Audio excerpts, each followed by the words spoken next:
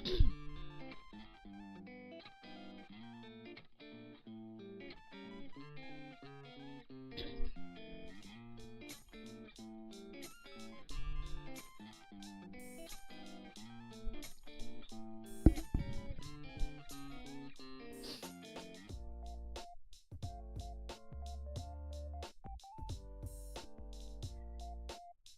guys, good morning, afternoon, evening.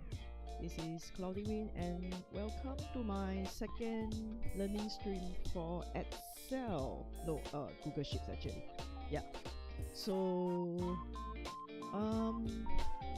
yeah, this is kind of like the more advanced part of the Google Sheet learning or studying we are doing together.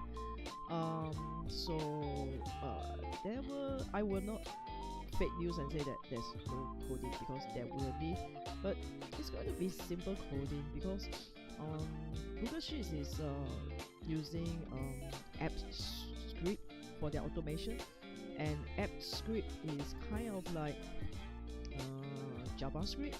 So if you know a little bit of JavaScript, you will know how to use AppScript very easily. So let me show you this little project that I created for the study stream. This is exactly what we are going to do today. So what I've created is an input form. So imagine this is for, I don't know, a clinic, and then what we is supposed to do is you can enter all the information for patient, and then if you look at the, can you see the tab? You can, right? Okay, and then the next tab is called dashboard. So whatever that you enter in the input form will update the dashboard like instantly. Okay, so let me demo first. Let's update something obvious. We will choose pen. Okay, remember A is 20%, right? Okay, we choose A. We choose blood type A, and then we can choose general medicine. Okay, let's do that. Okay, so let's go to input form. Then let's say I input the name. I don't know, Ash, Khan, age 21, blood type A, right? Okay, so here you can choose ABC, oh no, ABC, AB or O. So let's choose A. Arrival date. So this one I have done some checks, so you can only enter a date that is not in the future. So let's say for example I enter December 31st. Yeah, I would say there was a problem, and of course I very ambiguously didn't tell you that you cannot enter a future date. Okay, I expected that to be common sense, so let's put 11/23. Okay, and also same for age, you cannot enter, you can enter one, you cannot enter alphabet, it has to be a number. Okay, so I'll teach you how to write those checks later. Then treatment type, I have created a list of all the treatment types. So we said general medicine, right? Yeah. Has cough or fever? This is one question that I always got asked when I go to the clinic, ever since, you know, post COVID. So no. And then patient ID, you don't have to enter. This is for internal use only, which is a weird thing to write because the person who entered this thing will be, well, the nurse or whatever.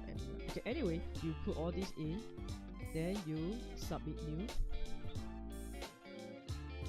Yes, you add new patient, please. Running script, new patient added. Okay, so just now, right, when we look at the dashboard, we had 24 total patients just now. You can see that the patient number has increased, and then the patient by blood type has also increased from 20% to 24%. The general medicine increase in customer value is not very obvious because the value that I put for surgery is way too high. Yeah, I should have put a lower value. And then this is a pivot table showing the customers, the type of treatment type, not customer, the type of treatment type for the patients for the month. So just now we entered general medicine. So that increase another one for November, and there's a grand total of 5. So this is, yes, this is a kind of dashboard that you can automatically generate using the data you input, and this is something that can be used to like how do I put it? This is to actually show exactly the kind of filter you want for your dashboard charts. It will change all the 3 charts here. There are actually 3 charts here. Okay, this is not really a chart, this cannot be changed, it's a total. So this is a scorecard. So there are 2 charts here, one pie chart and one column chart, right? So if let's say for example I only want to see general medicine and maybe specialist, you can see that immediately the ABC, I mean not ABC, the blood type doesn't it doesn't really show on the blood type, but it does show on this chart. So arrival month, let's say I only want to see November. That is, yeah.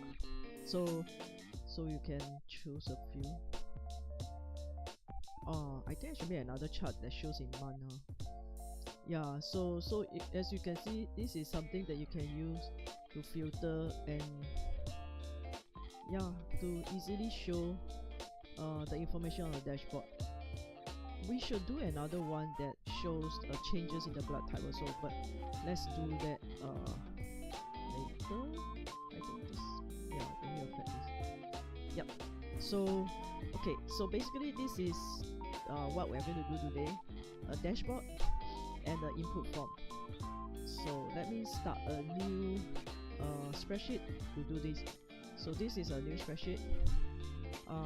The first thing that you want to do is to create the input form first. Okay, let's rename this sheet 1 to input form.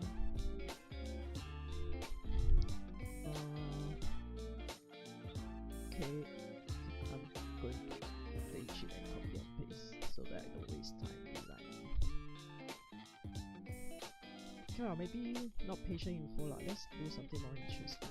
Let's change to customers info, and then let's see, we still want first name, last name, age okay lor, age lor. Blood type, no lah, let's change to something else. Let's make this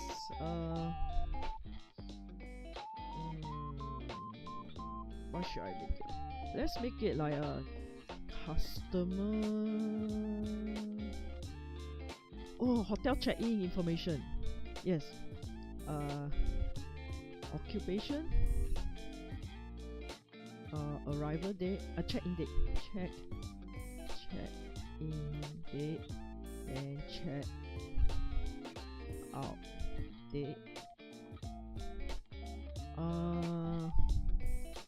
Room type.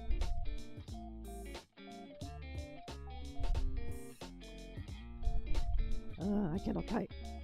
Okay, what else do they usually ask? I don't want to put phone number and what's the other one? Phone number and address, because I'm too lazy to type so many things. But let's put in breakfast, included. I think that's enough information. Okay, so yeah, I think that's enough lah. And then we can have customer ID also. Customer ID.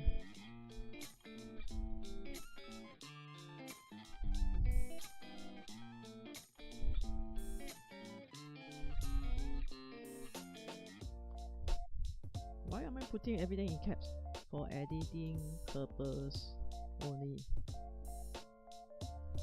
Okay, this one will be for the staff to know that don't anyhow. Okay, and then we can just put the borders. Okay, why is this so I don't know. Okay, so we have first name, we have last name. This they can enter any rubbish they want. Age. Okay, so I don't know whether you remember, in the last stream I actually talked in the last Google Sheet as learning stream, I talked about data validation. So this is what we're going to use to ensure that the correct kind of data is entered into the database. So age, we add a rule. It should be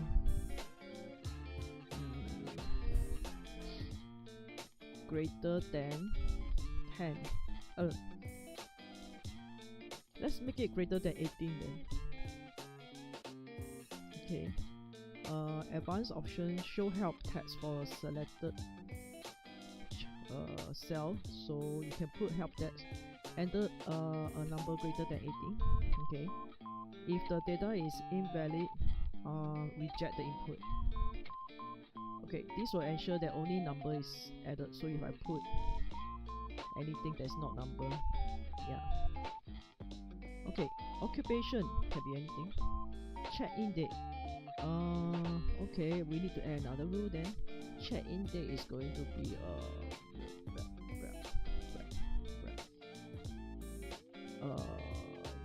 it will be date, right? So date is on or before today. Okay, reject the input, it is wrong. Okay, done. Checkout date can be in the future. I mean, they have to check out in the future, right? Cannot like check in today and check out today, right? That would be so dull. This is not Love Hotel. Okay, so date is after today. Date is after today. This is not a Love Hotel, so they need to stay at least one night. Okay. Show text. Enter the date after today. Reject the input. Okay. Room type. Okay, here we want to use a drop down for the room type. But if you look at previously, I also have a drop down for treatment type, right?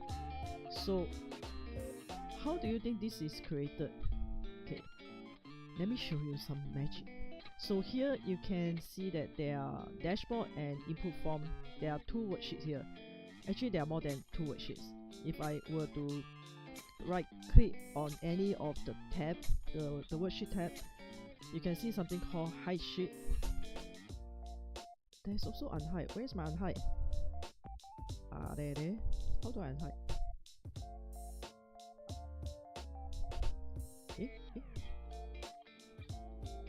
What happened to my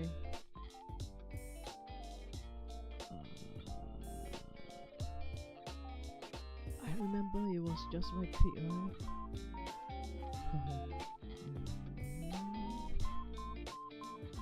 You know, the thing is that I always hide and I never unhide, so let me check. Google Sheet unhide worksheet. Okay, Hatsukashi. Go to view menu. Hold on. Okay. View hidden sheets. Okay. So or maybe that was Excel. I remember in Excel I only have to right click one of the worksheet and then I can see the unhide sheet option. Okay, anyway, for Google Sheet, this is where you find hidden sheets. We have 3 hidden sheets actually: drop down data, database, and pivot table. So if I go to show drop down data, so this is how I actually put all the drop down values here. Okay, so there are 2 ways to add the values in your drop down list. So I'll show you both ways. Room type. Okay, add room. So one is by entering manually here, like option 1, option 2. Which I don't usually do because I prefer to have everything in one worksheet so that it's easier to control. So like For example, if I put everything in one worksheet, if I don't make any changes, I just need to go to this worksheet and I will know that all my drop downs value are here. So it's all in one place, you can just edit easily here. I feel that it's faster also. So let's do the same. Let's add a worksheet called drop down data. So what is this? Room type? Are they? So this is room type. Okay. For room type, I cannot type. So for room type, what do we have? Single bed, double bed. What is what's the other one? Twin beds.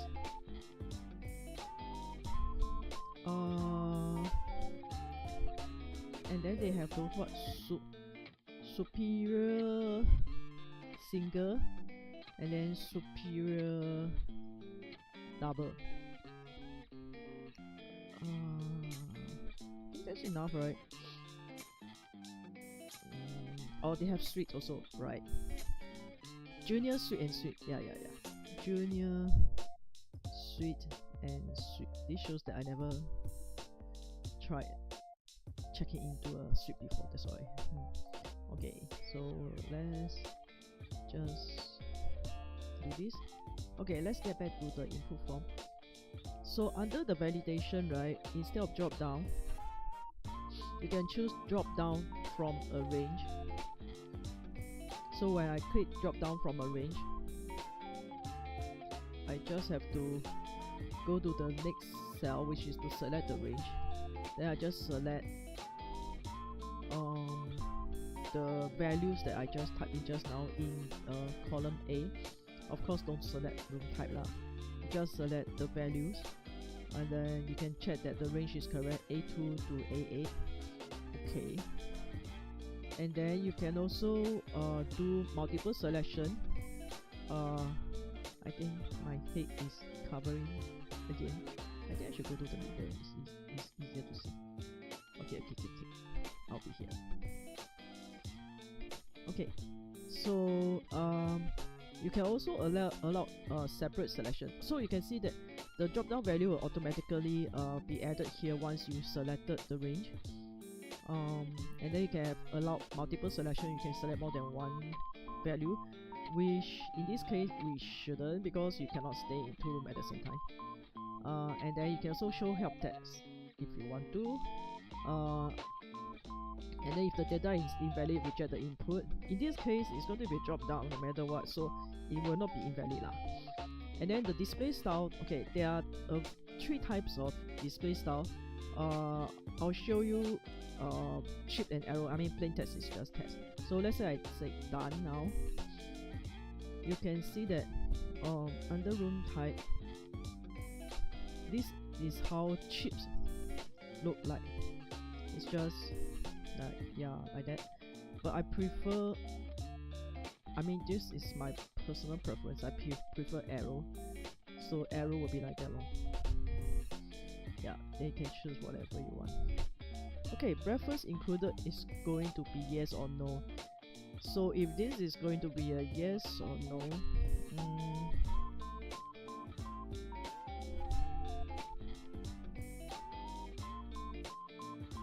okay, I think I will use drop down, but I will not use drop down from a range because there's only 2 values. I mean, you can also still do the same if you want to put everything in the same worksheet. Yeah, why not? Okay lah, then drop down from a range. Let me see. Breakfast included.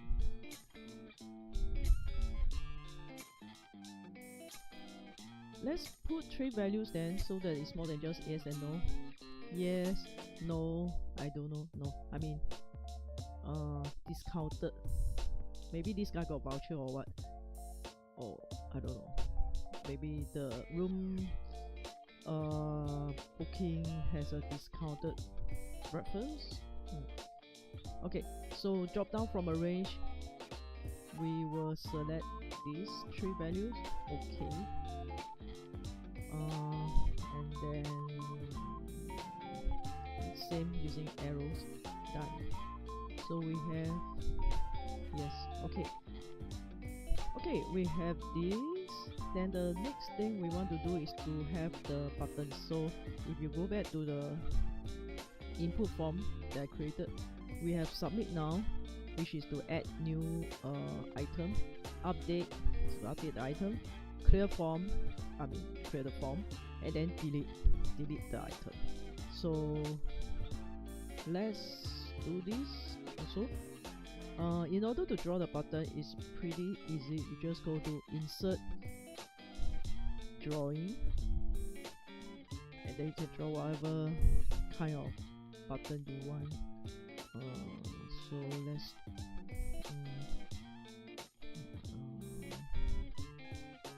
insert new.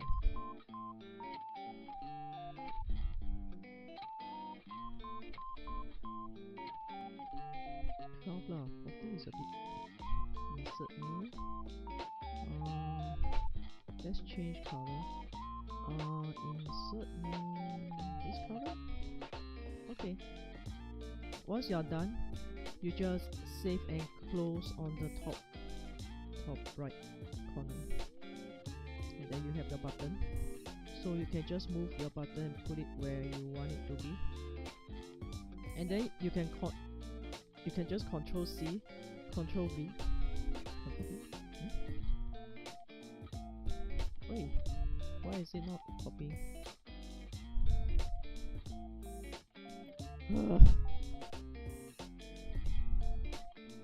Why is it not copying?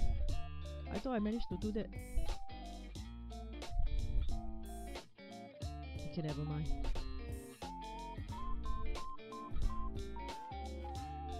Hey, wait, I remember I was able to copy and paste it.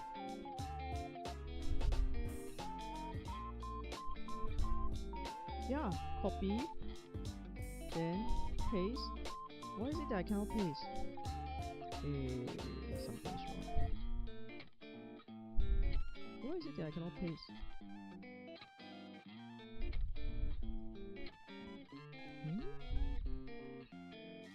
Okay, never mind. I'll create a new one then.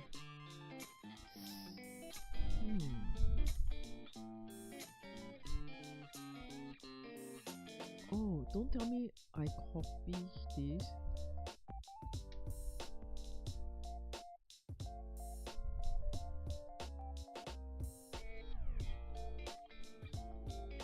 No, how did I do that?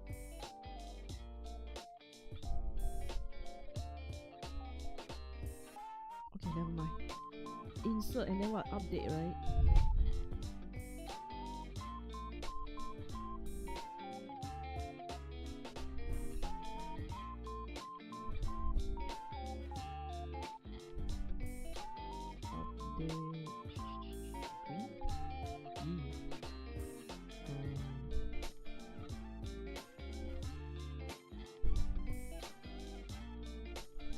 Oh, the copy and paste was here. I did it here. Okay, sorry. Yeah, you can copy and paste. Update and then what? Delete? Delete should be in red.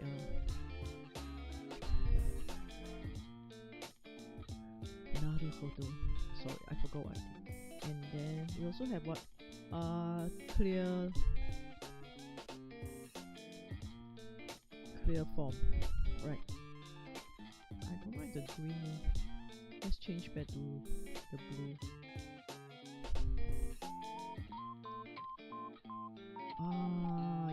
Yes. That was how I did it. Why is it together?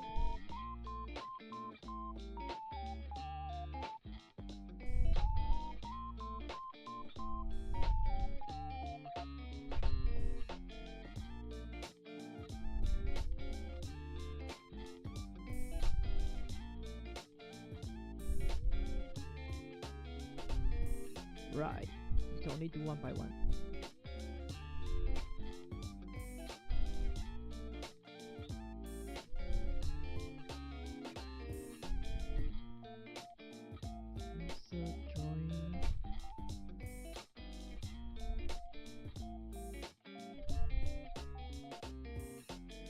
Okay, one more.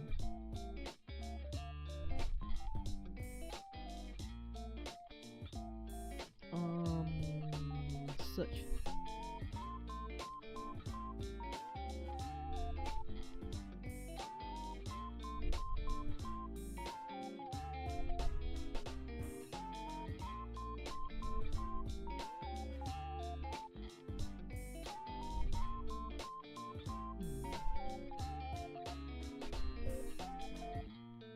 Yeah, okay, I think it looks okay. If you want, you can center it, but I think it's okay. So this is, I think we are done with our form. This is how our form will look like. Next, we have to make write the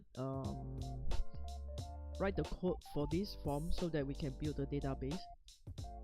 So if we go back to the patient database, we go to view, hidden sheets. Let's look at database.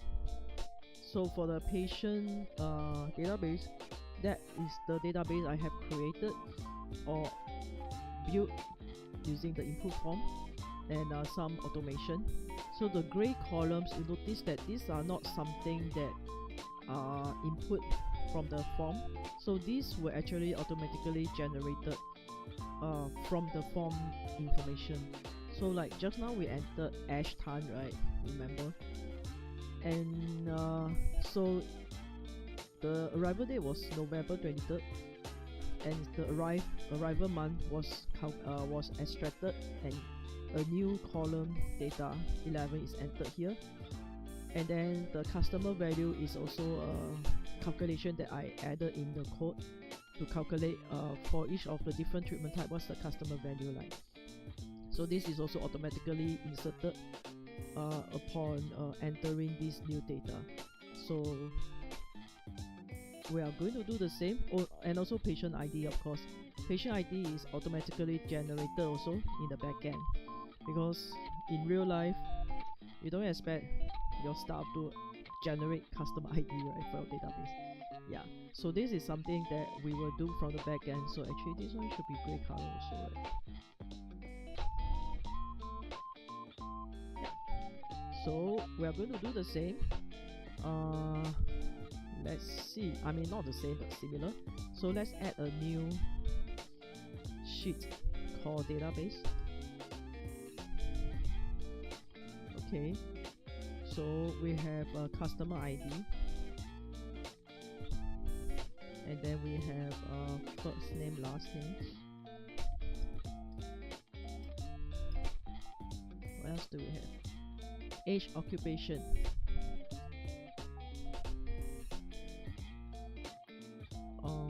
check-in date,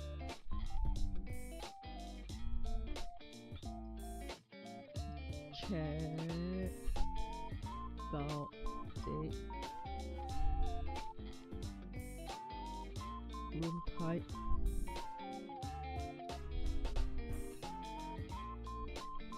breakfast included.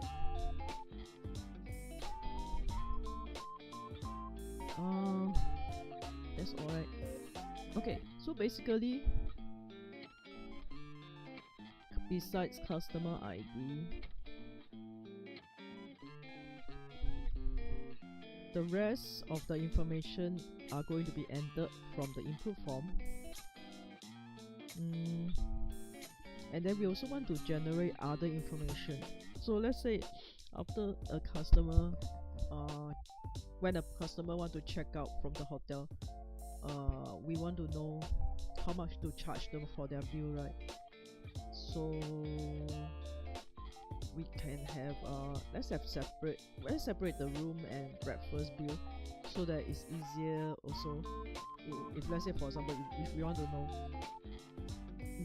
excuse me, if we want to know how much the customers have spent on breakfast itself, we want to know whether breakfast is popular or not. So we want to separate the bill, I won't say bill, we want to separate the breakfast earning from the room earning. Okay, so we can have a room cost, breakfast we can have total view.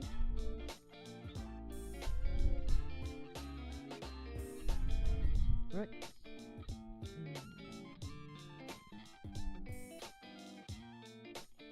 What else do we?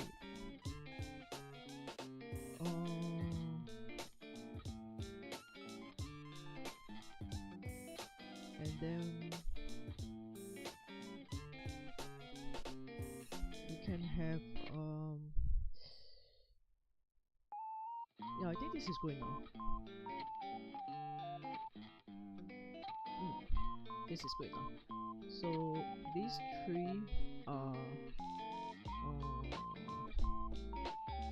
why is it darker? Okay, no. Okay, so all these gray ones are the data that are going to be automatically generated from the backend. So this is the structure of our database. Okay, now we go to the interesting part, which is to create a database based on what is entered in the input form. So in order to do that, we need to do something. So if let's say I go to the patient information, I go to extension. On extension, you can see something called app script. So if you click on it, you can see all the script that I have written for the patient database. So this is where you enter the script to automate your Google Sheet in the app script. So you can do a lot of things in app script. You can write code, of course. You can also do things like you can put trigger. Excuse me.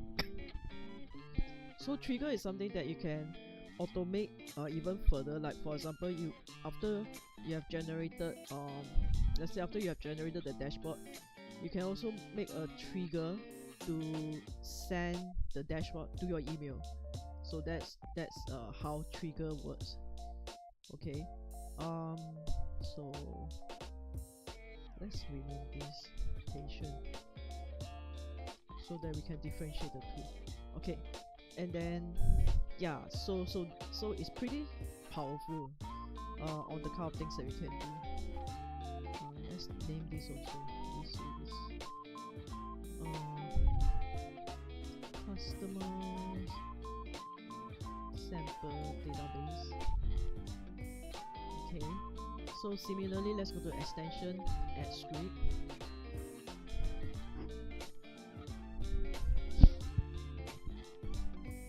And then of course you see that it's empty except for of course the default my script, my function. So everything here is written well, we write it in a function, so that the reason is so that we can attach the function to the worksheet. I'll explain further later. So let's look at our worksheet. In our input form, of course the first thing we need to do is to insert new data, right? So that is where we have the insert new. So which means that when we insert new, I don't like this color.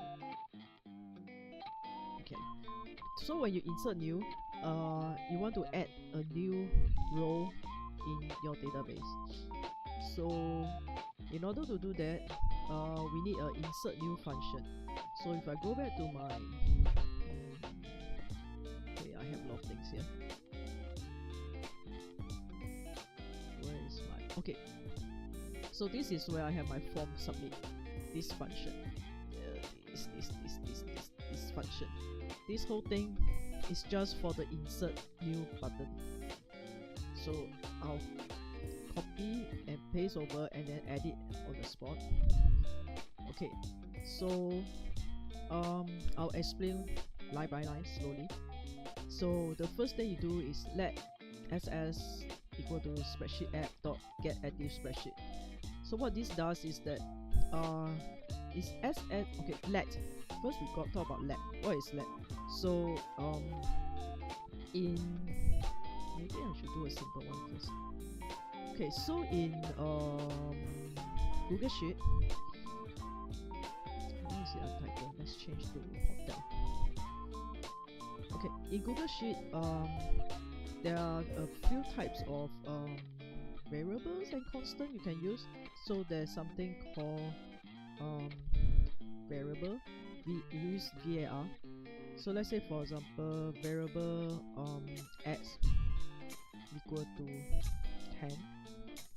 Okay, and then how should I demonstrate it? I can use a for loop, right? I think I can use a for loop. Yeah, so let's say I have for, wait, what's the syntax? X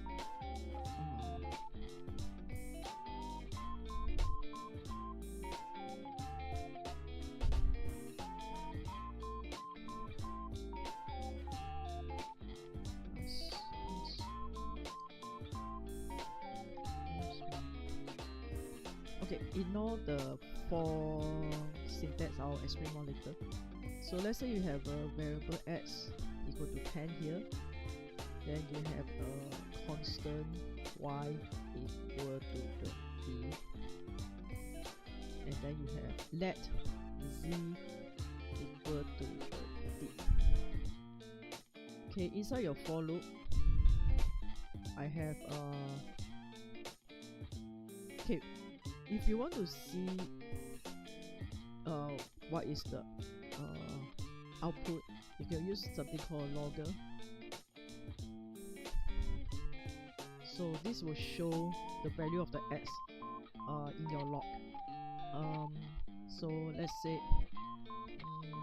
here I also put variable x equal to 15. Okay, constant y equal to 25. Let z equal to 35. X is equal to, so in order to show a string, you just put it in the double quote, and then you can join it with the variable using and. So let's do the same for y and z.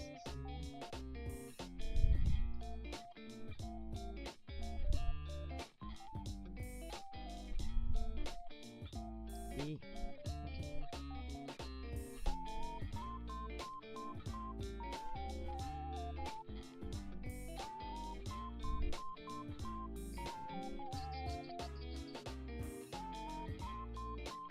Okay, so I'm going to run this. I think I might need. Okay, let me try and see whether I can. I need to save. Okay, and then there's a run button next to the save. I think I need to give permission.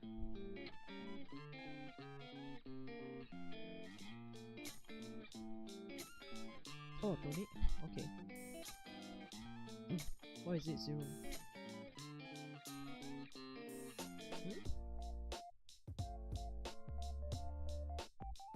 Okay.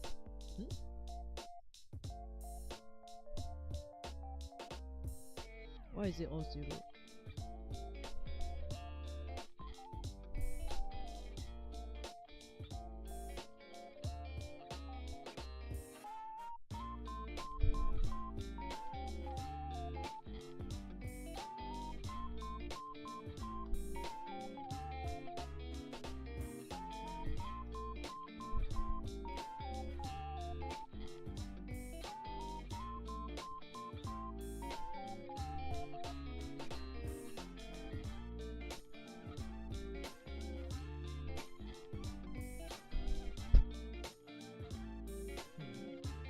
Why was it 0 just now? Oh, is it because I didn't save?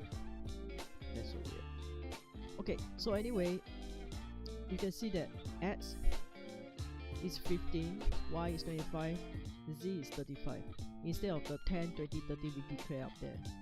Because when you have something like a subset inside a function, like a for loop or another function, and you declare the variables again inside the function or the for loop, that become a local variable as compared to the global variable that you declare outside.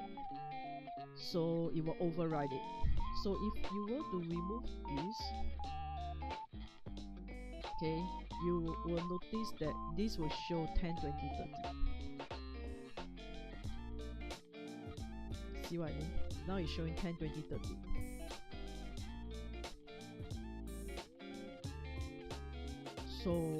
So that's the difference between global and local variables.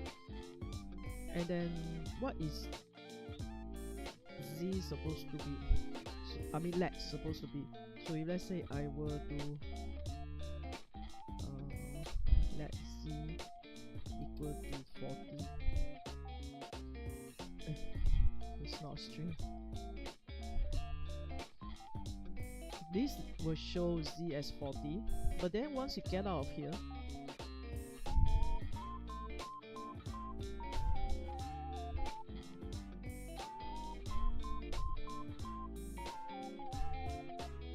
you will notice that it will go back to 30.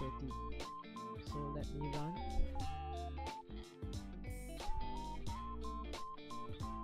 See, 10, 20, 40, and after that it go back to 30. So will actually let you just declare a variable to be used inside a loop or inside a function for the time being. Once you're out of the loop or the function, it will just like disappear. So with that, let's get back to our patient's insert data. Okay, so to submit the form, the first thing we need to do is to actually declare the spreadsheet. So you need to get the active spreadsheet using this command from the spreadsheet app object, and then let sheet form, this is just the variable name, equal to get sheet by name, it's called input form, right? Yeah, input form. So we are now grabbing the spreadsheet worksheet input form, and then we want one more, which is database, because whatever we get from input form we will put inside database, right? So I also add another variable, the target, to be directing to the worksheet database. Okay. Okay, so this one is just the pop-up or the alert that you see just now. So get UI is another method or function from the spreadsheet app object. So you can use this to add an alert.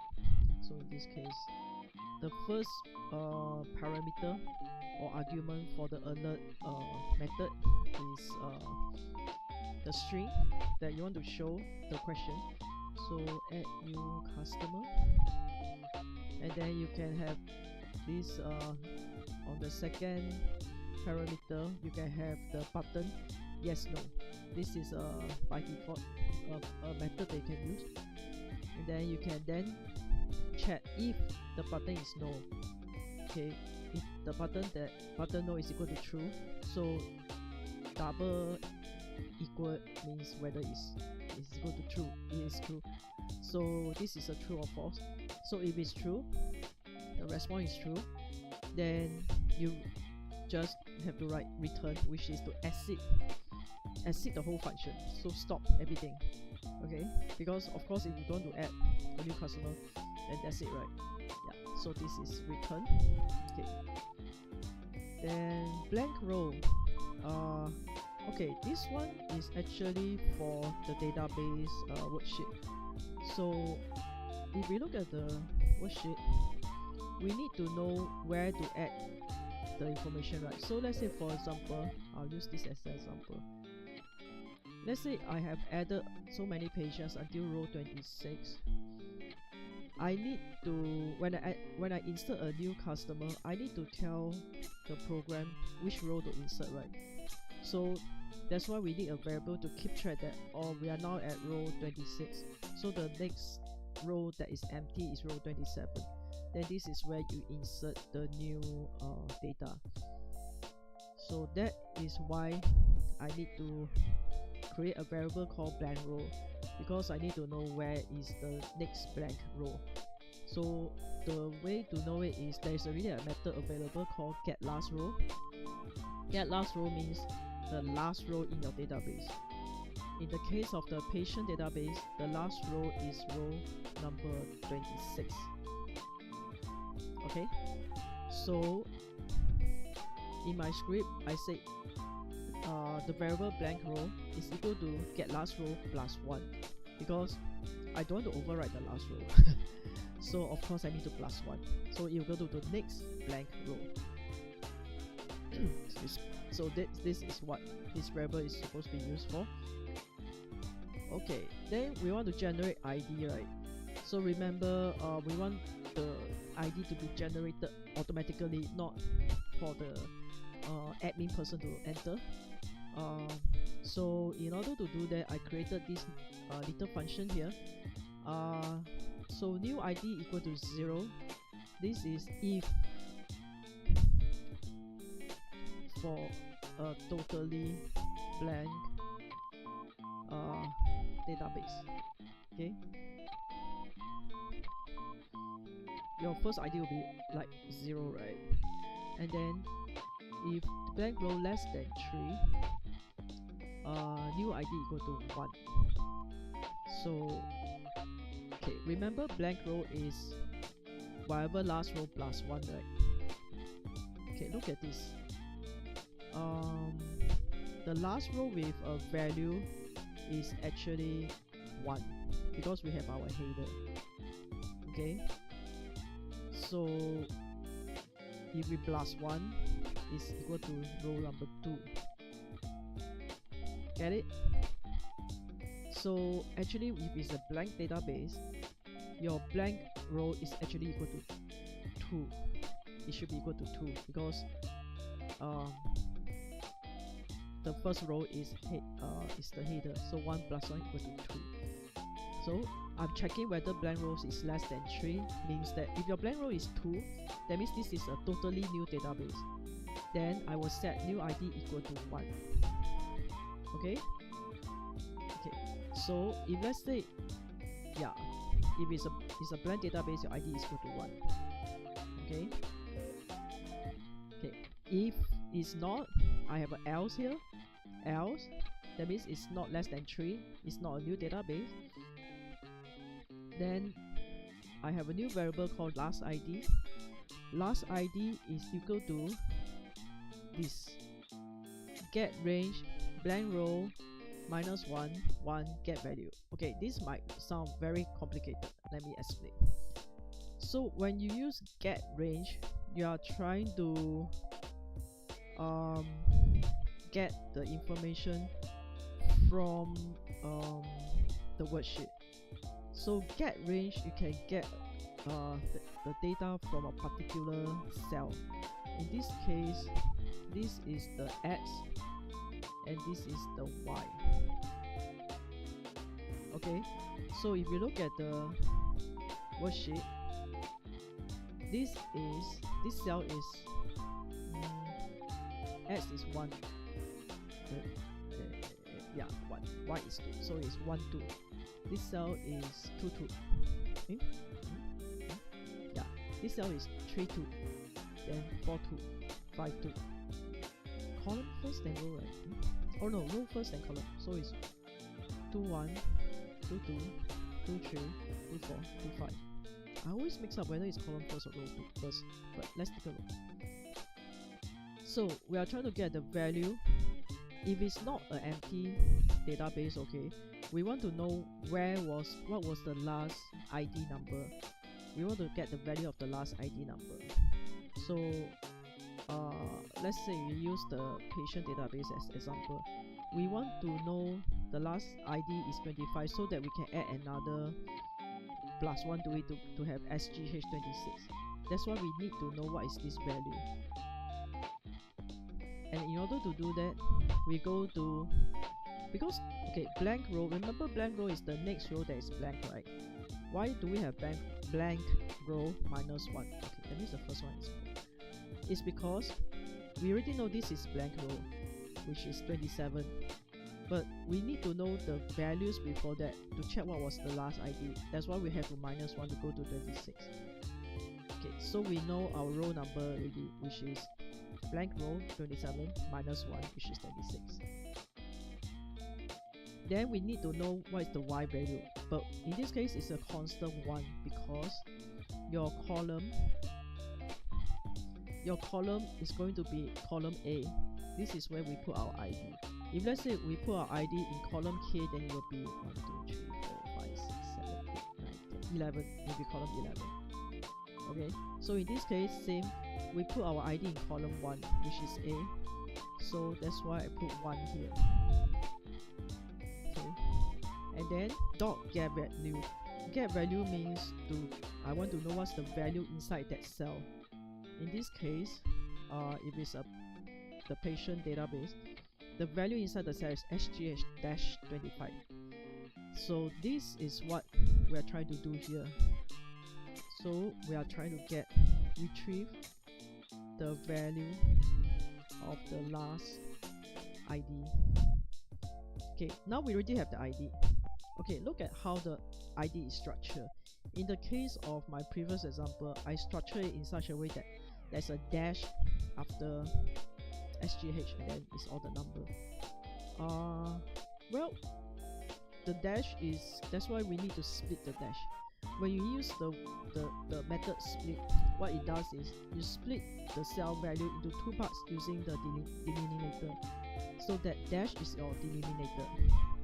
It can be any other thing. If let's say for example,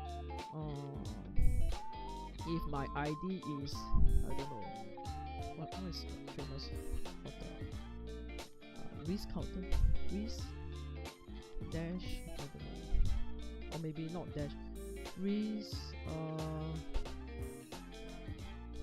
Now people usually use dash though. Dash, yeah, or colon. Then you use colon. It can be risk colon 1,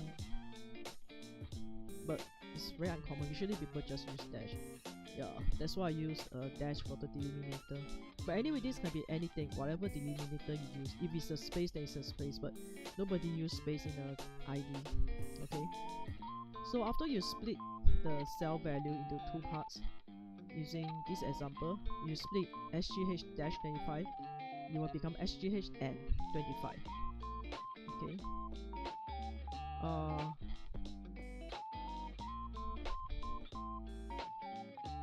you already have the last ID split into 2 parts. So your last ID is actually not a number, it's an array. So an array is a list of all the items that are grouped together. So in this case, right, let's say for example for the patient case, right, the last ID, it will be like that. The first one is HGH. Okay, the first value, then followed by the second value is going to be like 25.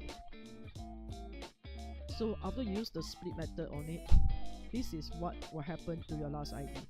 Before that, your last ID was SGH-25. After the split method, it actually converted your last ID into an array that consists of 2 items. One is SGH and one is 25. So one very important thing to note here is that even though 25 is a number, after you split it out from a string, it actually becomes a string. And the problem is, yeah, you cannot use addition or subtraction. You cannot do plus minus times divide on a string. So we need to convert this 25 into a number 25. So that is what I'm trying to say here. Use the plus string method. So last ID, okay, So in an array, right, the index always start from 0. 0 is last ID 0. Index 0 is actually SGH. And then last ID 1, which is the next item, is actually 25. So what we are trying to do here, if we add a plus sign to the last ID 1, we are converting this 25 string 25 into a number. Okay, once it becomes a number, we can do addition. So that is where we add a 1 to it to create the next ID, which is 26. 25 plus 1 equal to 26. Got it? Okay, delete this. Then now we have our new ID. Okay. But you only have the I won't call this a new ID. This is the number part of the new ID. So your new ID number is, let's say, 26 now. But the full ID, using this example, we want to create one with some weird string in front, right? So using the example of this, your new ID is not 26. Your new ID is SGH-26. So we want to put back the SGH-. So that one is very easy. So you just need to create a new variable for the full ID. Then you just add the new ID to the string behind behind the string. So in this case is SGH-, then you add the new ID, which is 26. So it becomes SGH-26. In our case, it's not a hospital, so it's a hotel. I know what lah. Let's call APA lah. So it's APA dash APA hotel go. Okay, just so APA dash and then the new ID. Yeah. So all this is just to generate a new ID. Okay. Now we have a new ID. We can proceed to enter the information into the database, the first row. Okay, finally. So what we do is target sheet target is the database worksheet, remember? So here we use the get range again because we want to know where to insert the data. So the first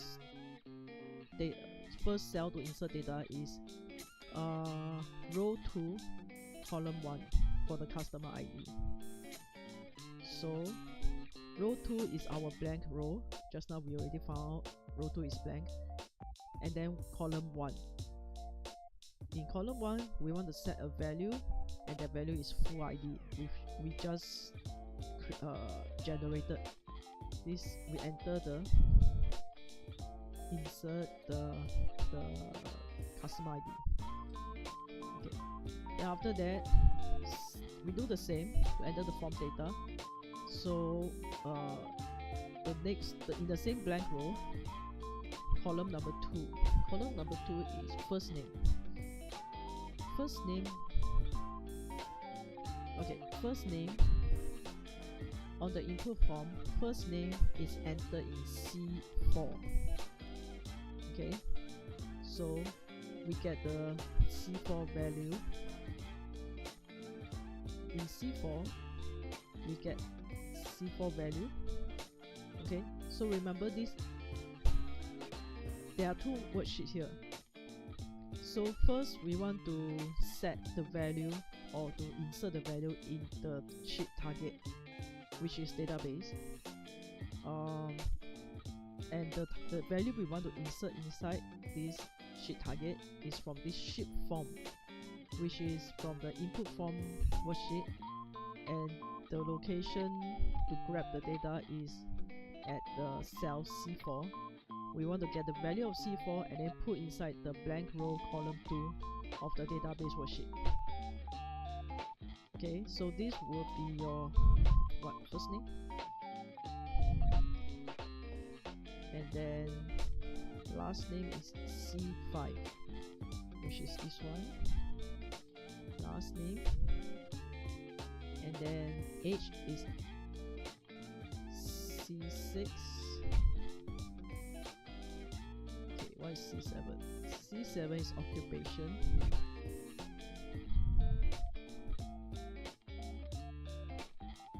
Actually, occupation very useless. Wait, let me find something that I can use for nicer dashboard.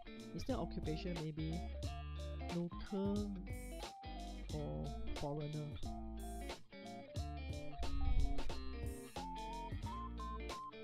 Yeah, this will be more interesting. Okay, remember to change the database also. Local or foreigner.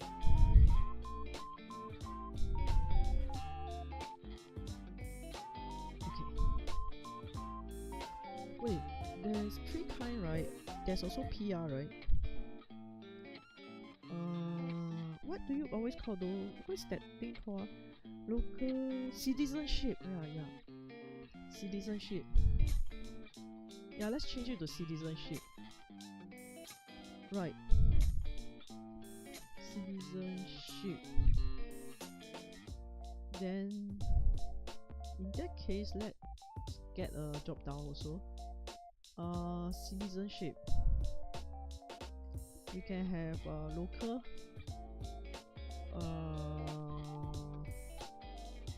You can have foreigner. I cannot spell. This one is spelled for me. Shit, I suddenly cannot spell. Foreigner. E-I-G-N-E-R. Eigo Mutsugashi. Okay, and then PR. Right?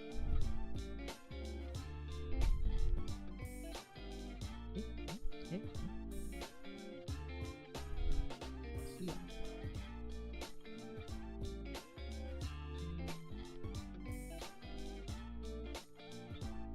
Okay, local PR foreigner. Okay.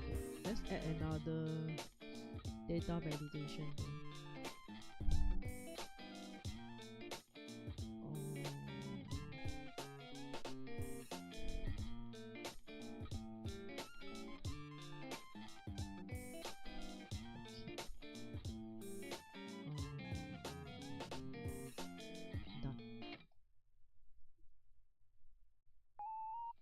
Okay. Okay, so citizenships C7.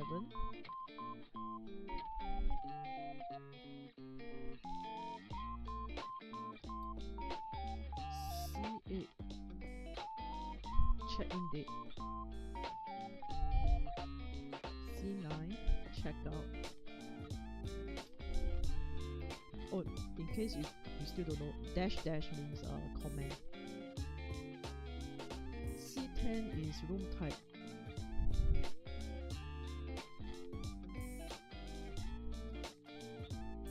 And then we have more, right? C11 breakfast included. Let's copy and paste lah.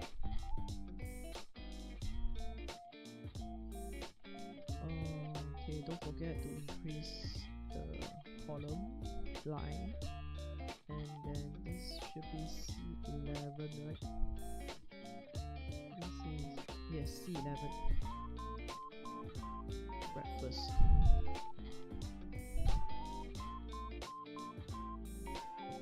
Okay.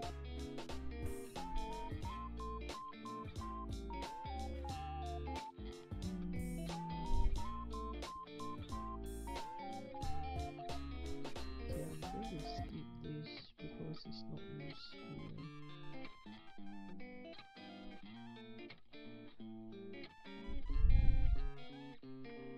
This one was the formula I used to calculate the customer value, which we are not using. Okay. Then we need to do something more. Okay. If you look at the database, we have more columns after breakfast included. After breakfast included, we need to also generate the data for room cost, breakfast cost, and total bill. Okay. Okay, let me go grab a drink quickly, and then I'll be back. Give me a minute.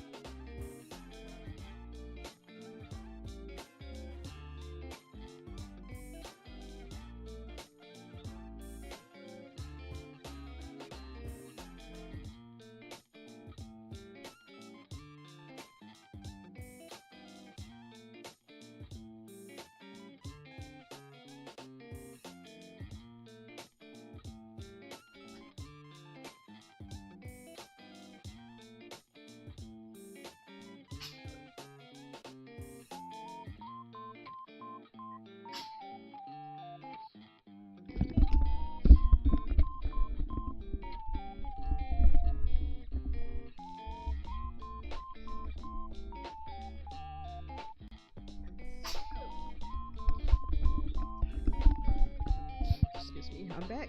Okay. Right.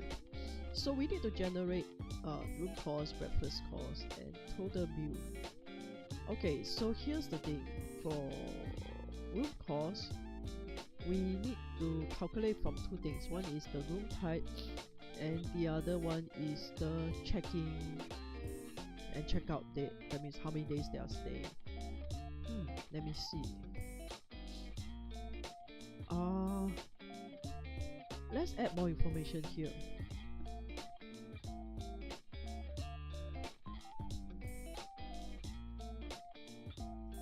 Okay, let me sure that it's still.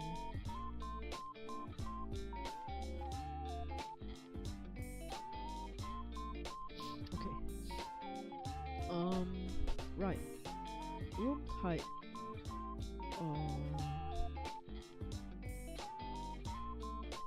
Cost. Cost. Breakfast cost. Okay, there might be a more tidy way to do this, but I'm just going to lump everything together lah. Okay.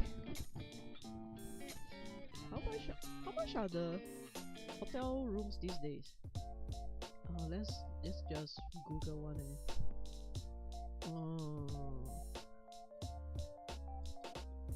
Shinjuku?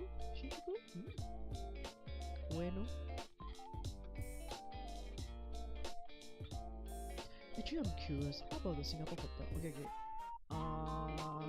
MBS hotel booking.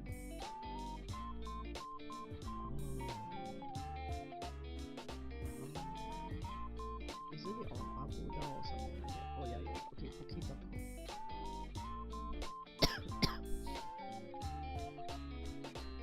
Huh? Where's the price?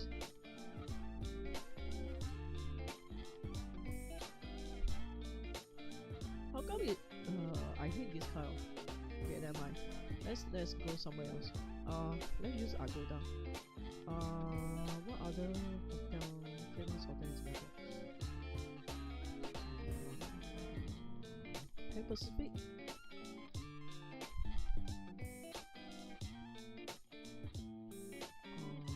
I don't know. Today is what? 4th December already. Okay.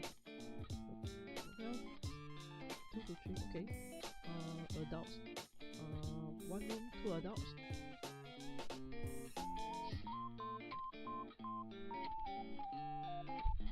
Okay. Yikes, what did I click? Okay. Let's see. What's the price? That's very expensive. Very good breakfast included. What is very good breakfast included?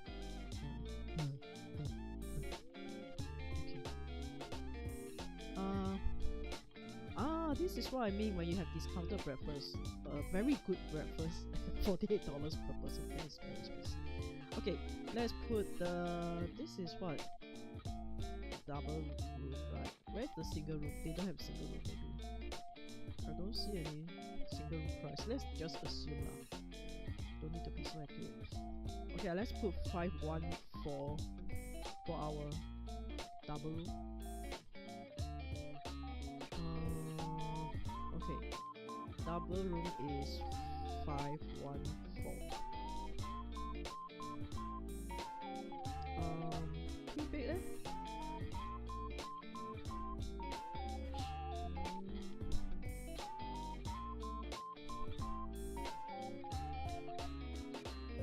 They didn't say anything about queen bed eh? Wow, okay, they have the suite. That is expensive, 829. Suite is 829. Are you crazy? Wait, no. 829. Studio 977. Skyline Suite, okay, 1072. That is so expensive. 1072.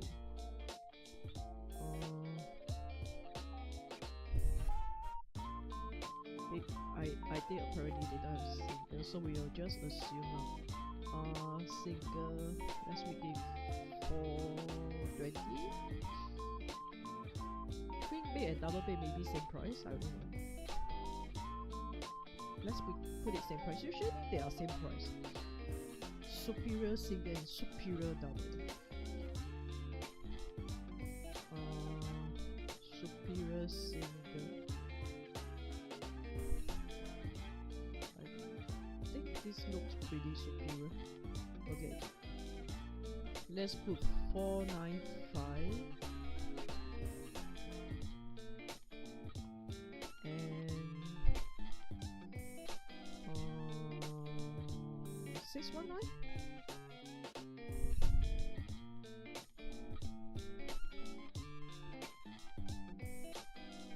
Okay. Breakfast. Just now was what? 48, right? Was discounted. Discounted is 48. Crazy.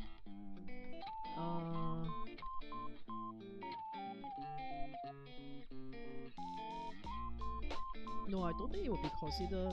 You don't call it breakfast included, right? I think we want to call it breakfast purchase.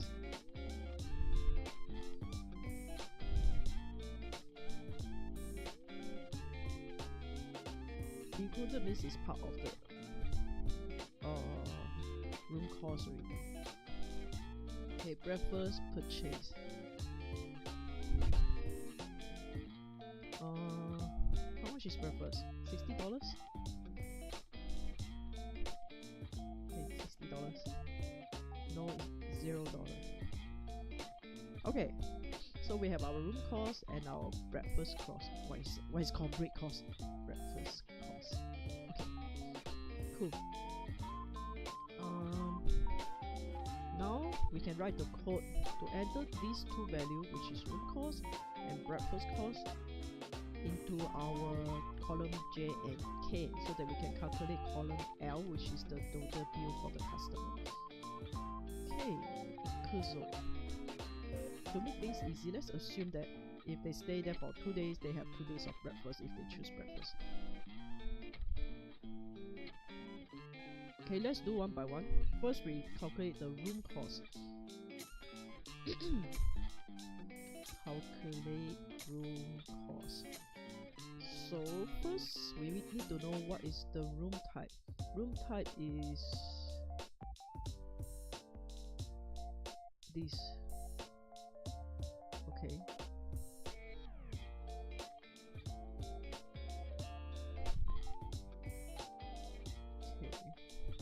We have already put the value in.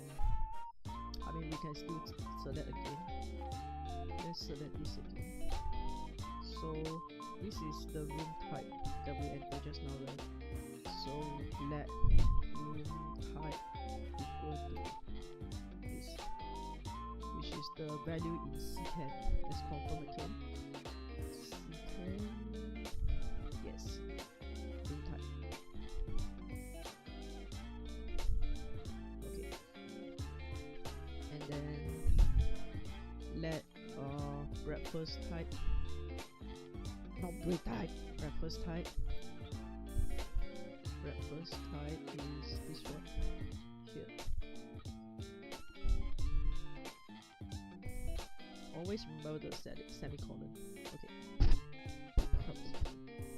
Okay. So that breakfast type. Let's calculate breakfast cost. Okay. So we say we want to calculate the room cost first, right? So we have the room type. We know the room cost per night, but we need to know how many nights they stay also. So if let's say for example, to know how many nights they stay, we need to get the nights. Let's make it better. Nights. Why can't I do that? Let num nights equal to, let's also do num nights. Okay.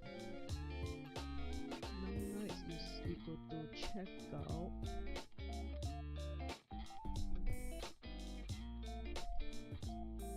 minus check-in.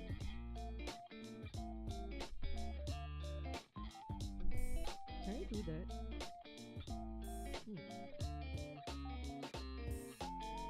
Can I do that? Wait, let me check on something first.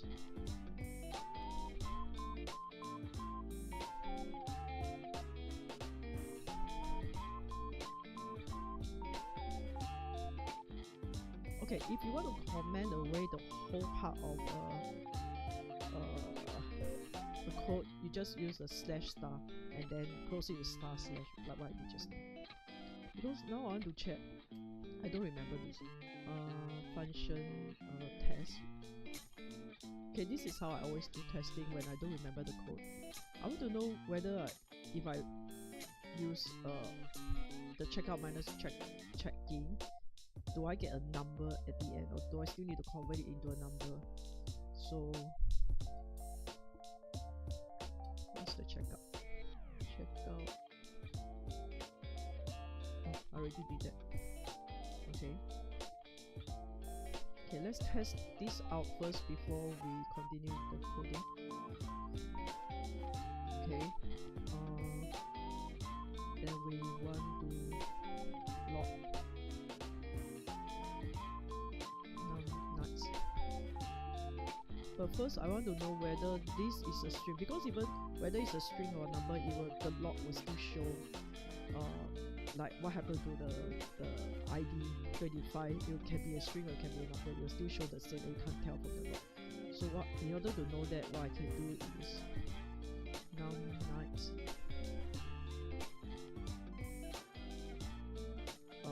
I add 2 to numlight. So numlight equal to numlight plus 2. That's what it means by plus equal. So let's run this and test.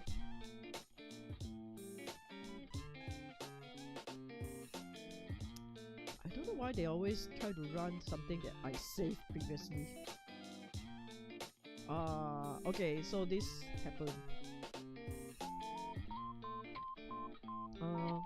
When you try to run a new app, we call that, using the app script, they will ask for authorization. So I'm going to okay, give me a minute, because I need to enter my account details. So what you do is you click on review authorization, and you will be asked to choose an account. Then after choosing the account, you can just say ignore and execute, and then choose to continue.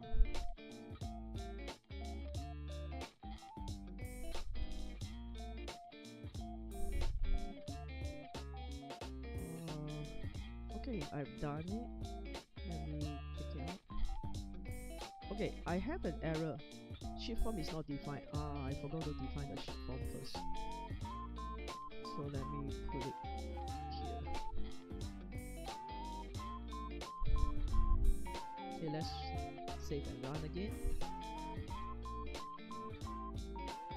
Okay, you can see that info is 2. Why is it 2? Because it's empty. Okay, let's put some date just to make the calculation more accurate. Let's put today's date.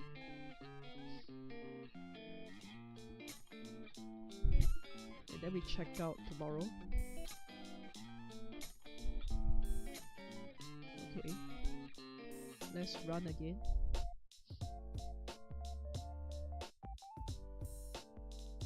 Eight. Why is it 8? See lah, got problem. Why is it 8?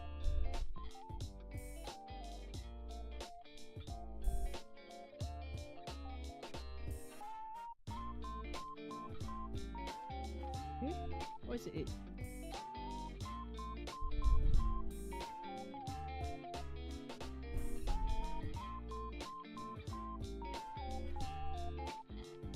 Why is it 8? C9 minus C8. C9 minus C8. Why is it 8? That means I cannot do minus like that. Huh. Interesting. Let's see how to do this correctly then. Let's ask Google.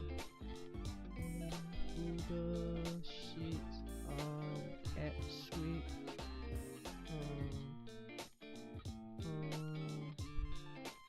calculate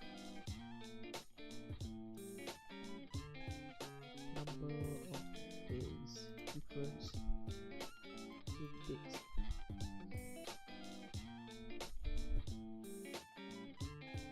Huh? Okay, get active sheet. Okay, get value. Oh, I need to convert the value into a date value. No wonder I can't do that. Okay. See, I suspected that. Okay. Okay, so what we were told that we need to convert into a date value, right? So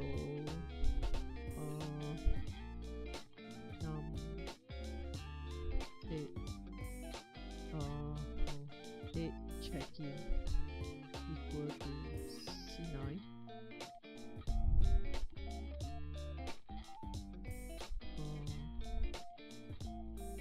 Let date checkout equal to C8. No, C8 is check-in, C9 is checkout. C8 is check-in, C9 is checkout. Okay. And then use the date command, right?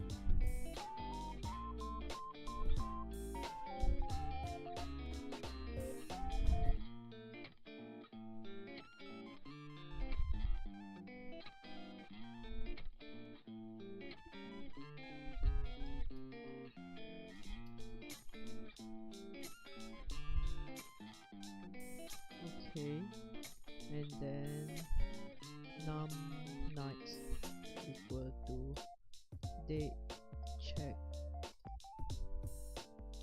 out minus date check in. Okay, let's run this and check again.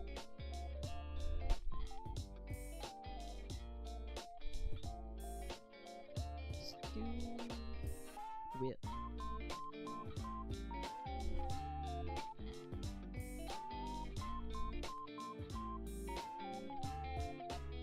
Why is it that I need to get the time? Huh? Why do I need to get the time?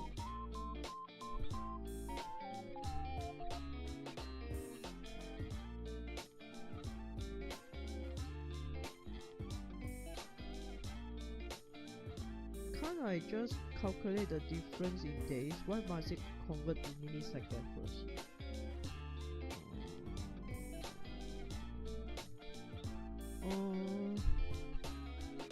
Huh?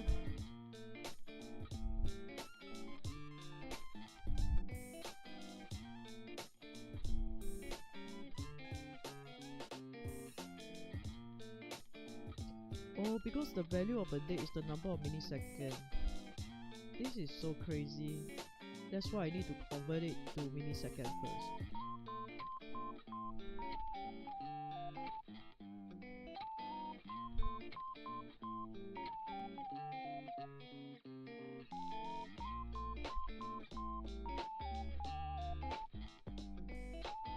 Naruhodo. Okay, let's get the time first then. Oh, wait. What's the command? Oh, get time. Just get time. Oh, why is this English?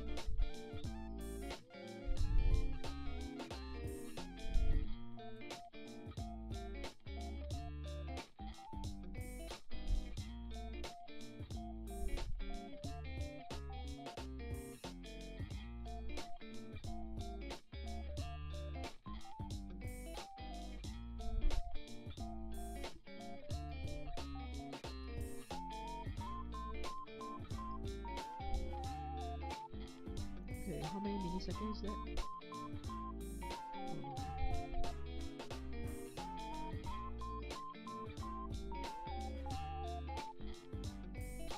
Div in days. Okay. The difference in day is equal to max.floor. What is T1 and T2?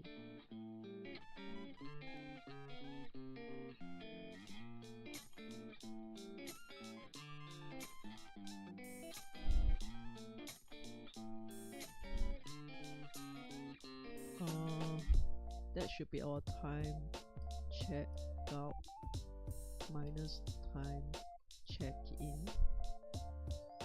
Divide by 24 times 3600 times 1000, which is the number of milliseconds in a day. Okay.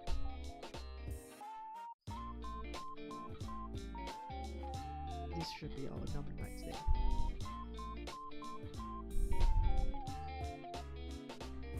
Okay, let's see whether it's correct this time. Of course it's correct. Okay, so it's 1. Let's try another date. Let's say we checked out on the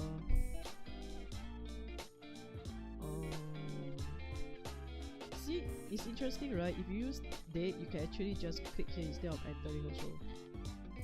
So you double click, you can use the date. Let's check out 28.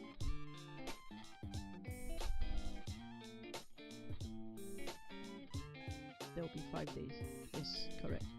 Okay, so now we know. So this is how you calculate the number of days in difference using the milliseconds. I thought we can just minus the days. Apparently we can't. So we have to use the conversion because of the calculation is in millisecond. Okay, so let's get this back to where we were. Delete away this, remove the command. Okay, where were we just now?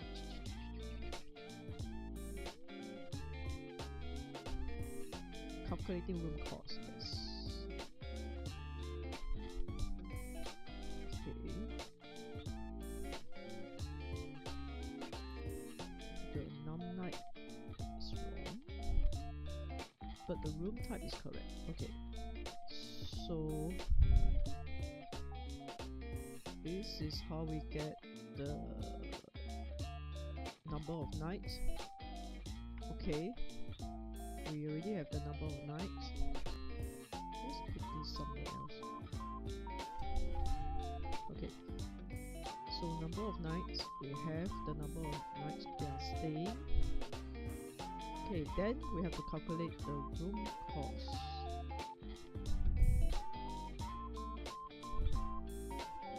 Let room type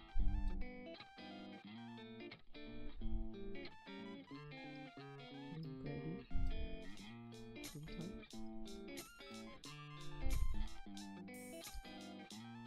No, I think we can just use, yeah, let's use the switch command.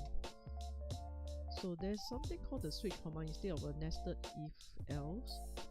So if I were to show you how it looks like, so this is a switch command.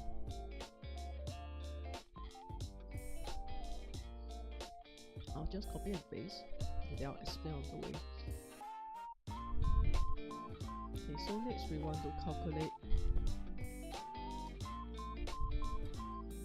the room cost actually.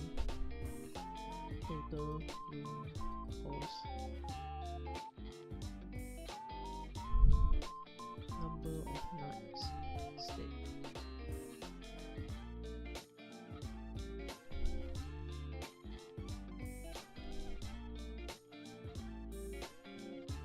Okay, so never mind about this function. Okay.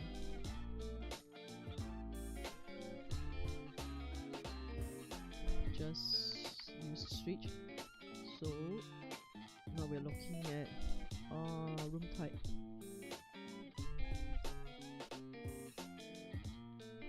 Okay, so we have, what are the room types? Oh, there's a lot of room types, right? Single bed,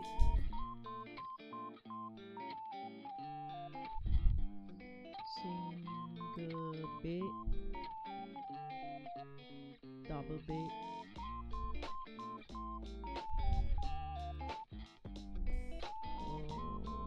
twin beds,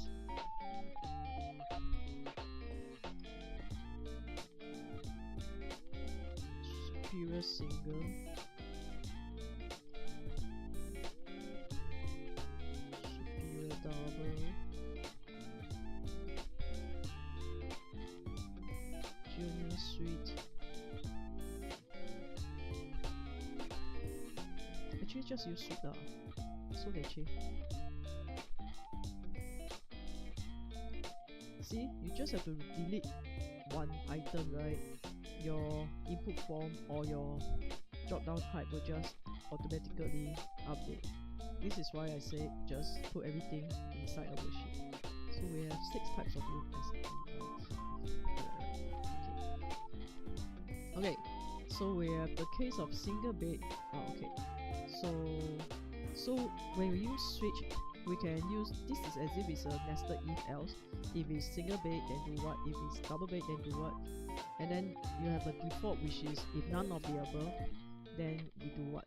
And then okay, there's no return result. So in this case, we want to know the room cost. Okay, so let room cost room go to, why I cannot use cost room? Price room 0. Why can't I use price room? Why is it pink color?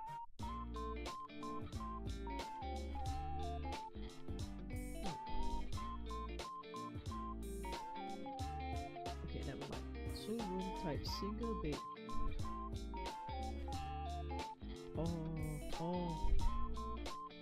Price room.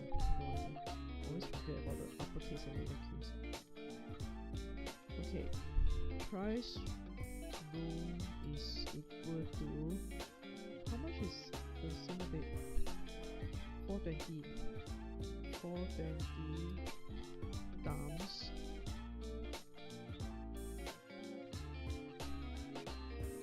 num nights. Actually, let's put num nights first. Times 420.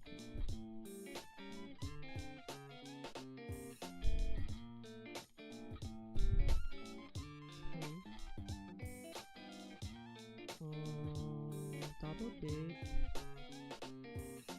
514. I mean, you can also use if you really want to future proof this, instead of hard coding this, you can always do get the worksheet and then get the variables here. Can we do that? Yeah, we can also do that. Okay, let's declare the sheet then. Let sheet drop down. Get sheet by name.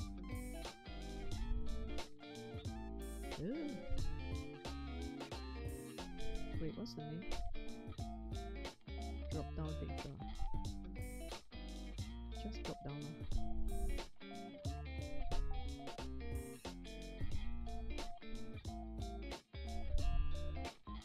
Drop down? Yeah. Okay, so we have sheet drop down now. So instead of 420, what we can do is sheet drop down dot get range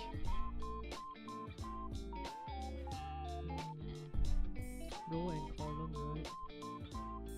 Row 2 column 2, so it's 2 2, or actually just put B2.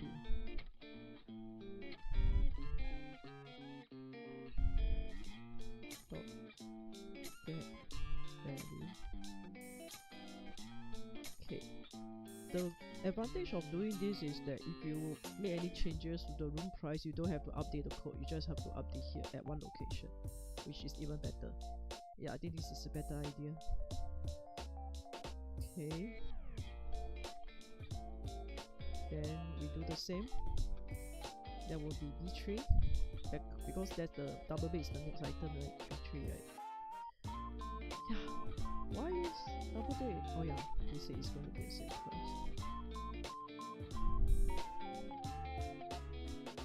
B4.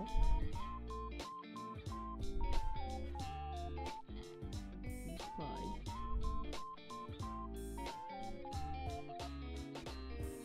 B6.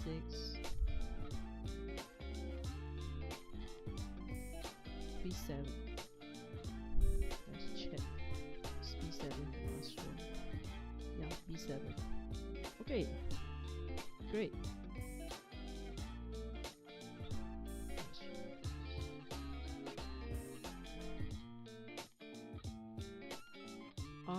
Okay, we should actually put this inside the switch.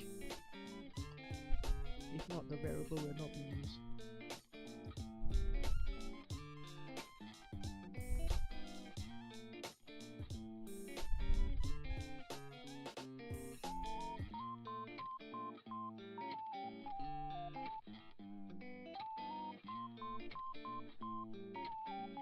Where's my switch?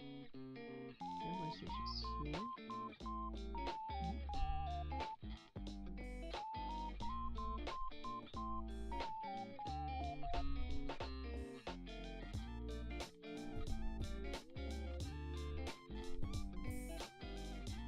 Oh, I cannot put it inside there.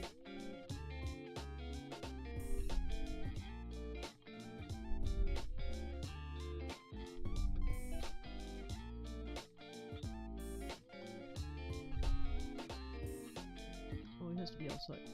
Okay.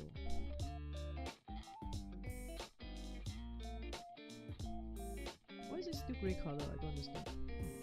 Okay, never mind.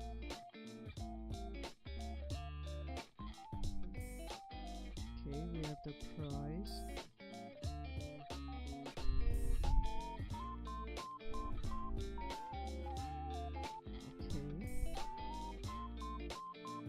Okay, now we have the price of the room.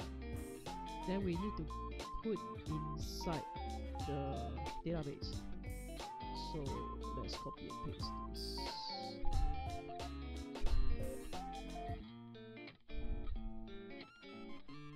So column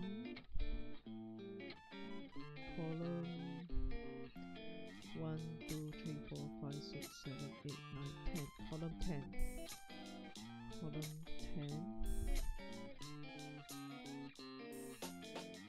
set value price room.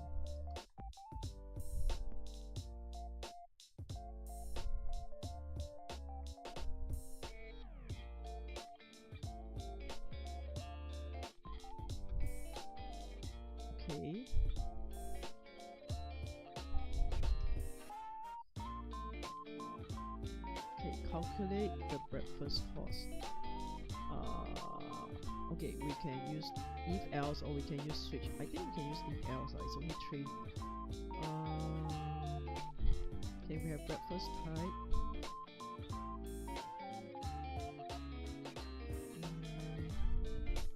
If is there any bracket for the? Yeah, there's a bracket. If breakfast type is equal to, what are the values?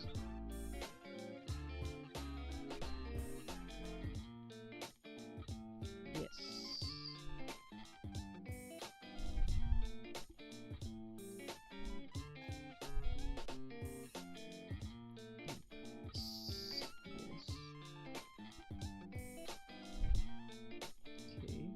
Else, if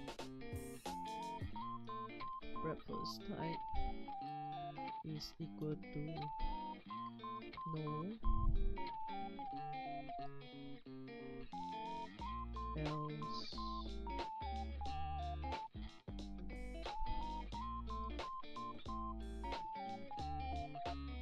actually it is discounted.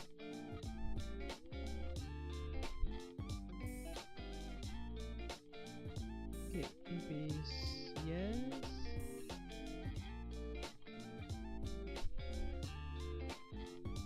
we need the breakfast price.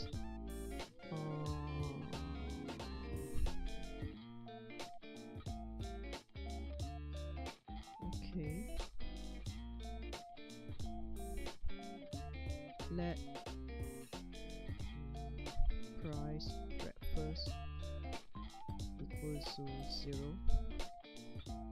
If breakfast is yes, price breakfast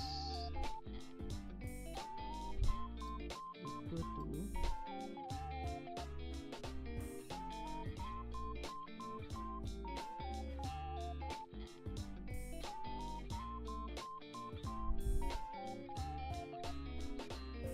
we need to get this, which is D2. Yes, it's D2.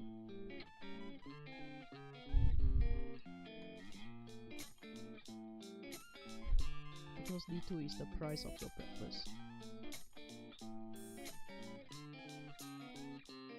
If it's discounted,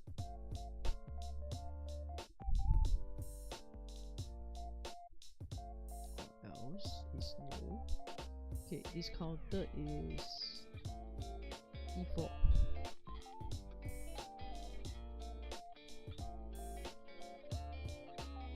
And then no is D3.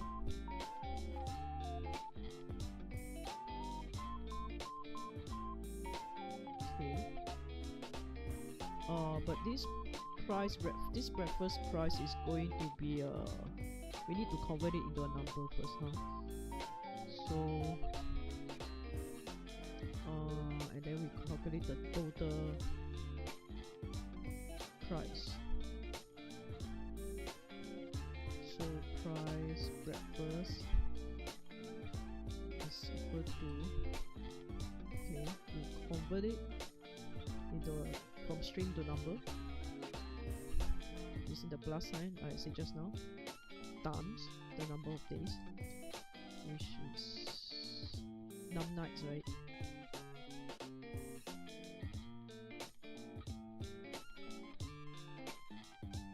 Yeah, num nights.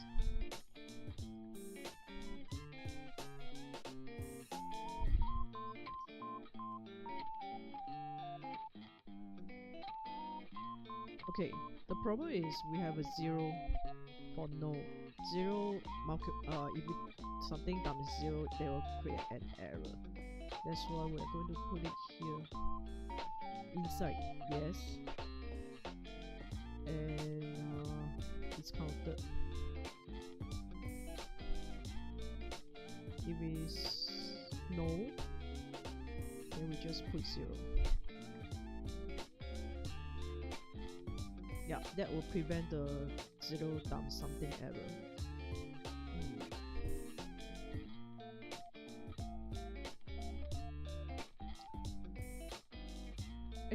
this can be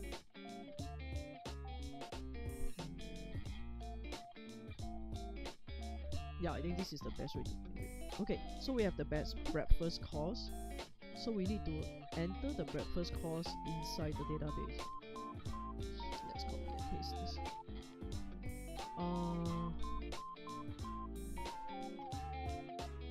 Okay, the blank row, which column? Blank row, column K, which is 1, 2, 3, 4, 5, 6, 7, 8, 9, and 11. Okay, column 11, we put in the price of breakfast. Okay, and then total bill.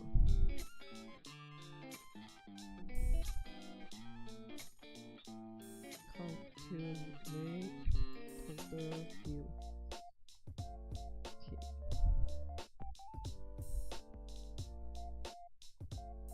Price total equal to price plus price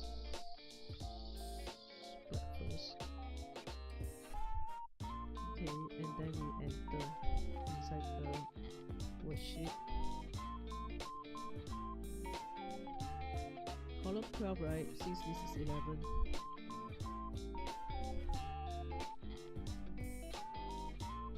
Price total.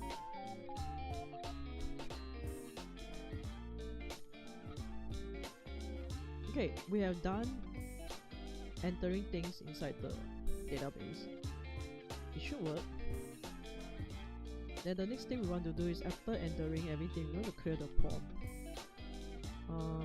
So that it can be ready for the next entry. So we clear everything from C4 to C11. Just have to add one more. Just use the command clear contents. Very simple. Okay, new customer added alert.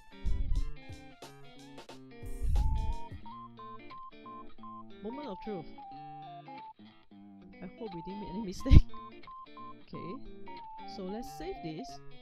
And then we can actually assign this function that we just created called form submit to the form. So remember, we have this insert new button, right? So if you see the 3 dots here, left click on it, you have this assign script command. So you just choose assign script, and then you just goldfish memory. What was our function name again? Form submit. Okay.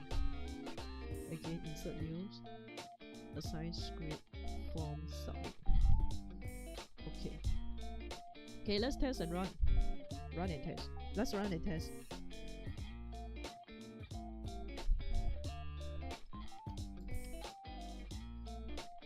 Nana Bing, 22 years old.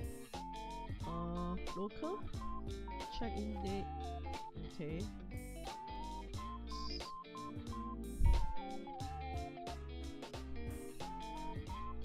Superior single then. Breakfast, yes. Hold on, let's choose single bed. Let's say no breakfast. We will try all 3 and then see the difference. Fingers crossed. Okay, you just have to click on insert new and then you will run the script. Running script, add new customer, yes.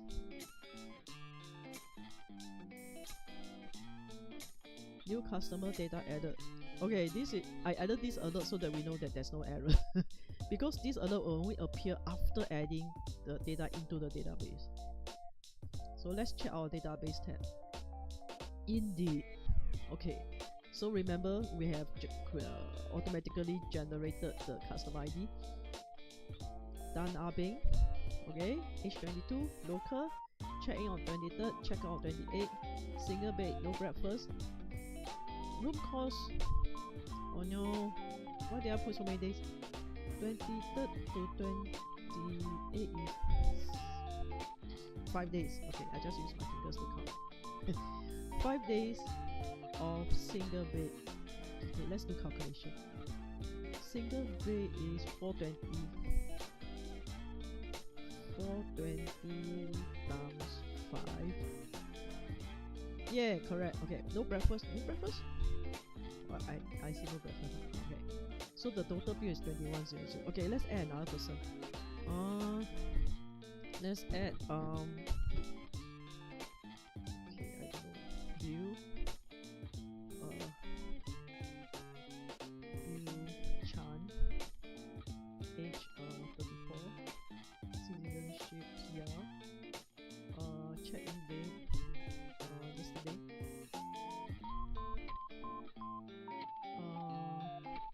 Let's make it 2 days so that's easier to calculate.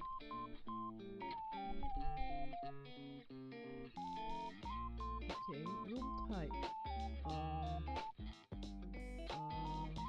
suite, breakfast, yes. Okay, insert new, yes.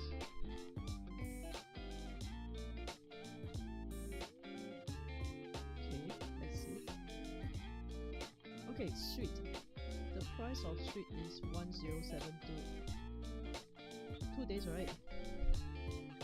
1072 times 2. Eh? I say breakfast there. Now you know something is wrong with the breakfast. Hiya. Okay, what's wrong with breakfast? It's the breakfast type.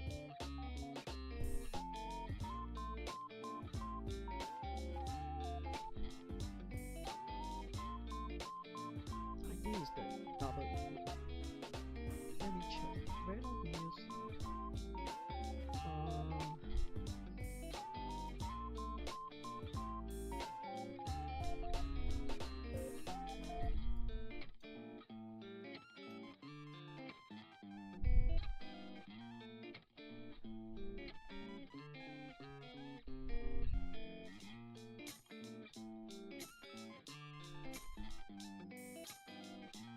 Oh, I knew something was wrong.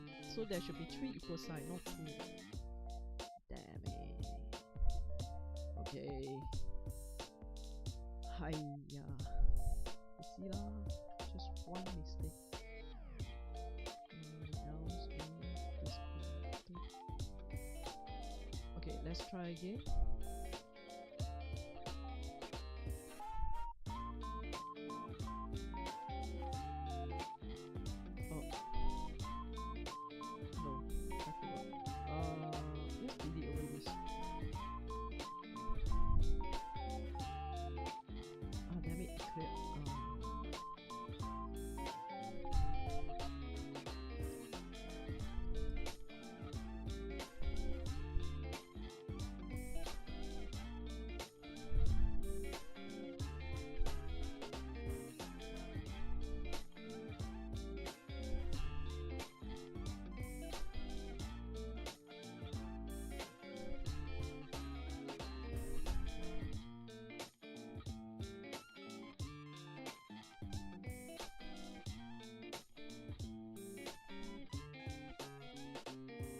Breakfast cost is still 0 though. I hate it. Why? What's wrong? It is exact match what? Yes, discounted. It's correct, right? Yes, and discounted, right? C2 and C3. Oh, wait. Eh, correct eh? I got it from... I got it from here. C11.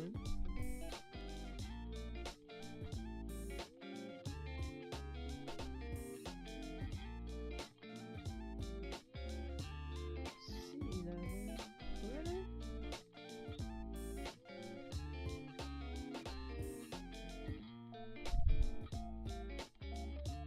Let's put alert here. I want to see what is wrong.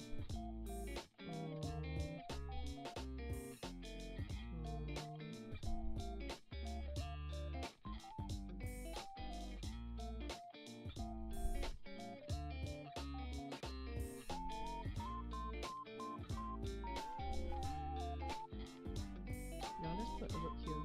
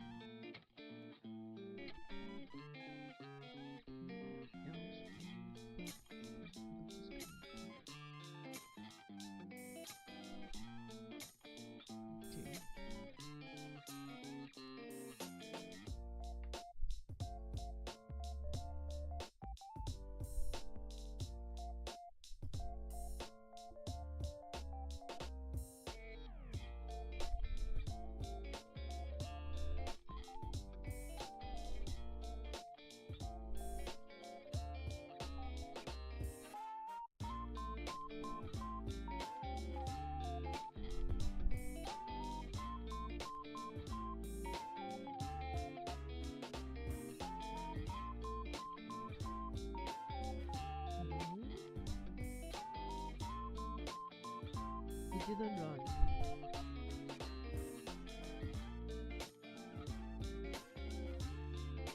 This didn't run.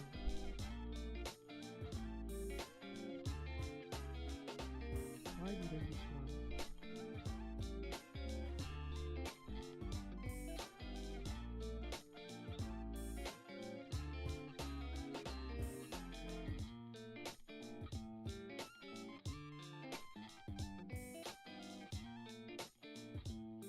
Okay, during this pile, when this happened,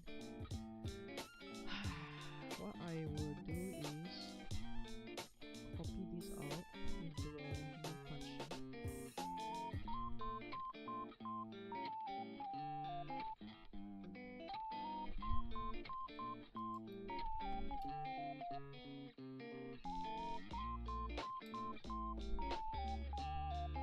Okay, and then comment out this.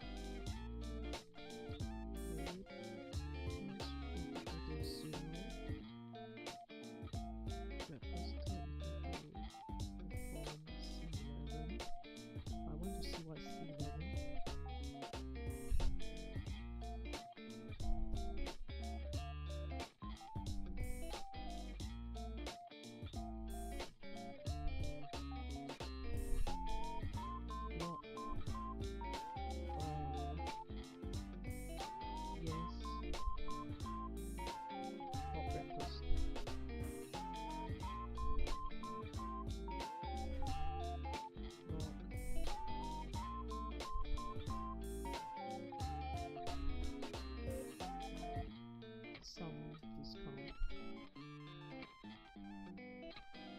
semicolon. No. No. No breakfast.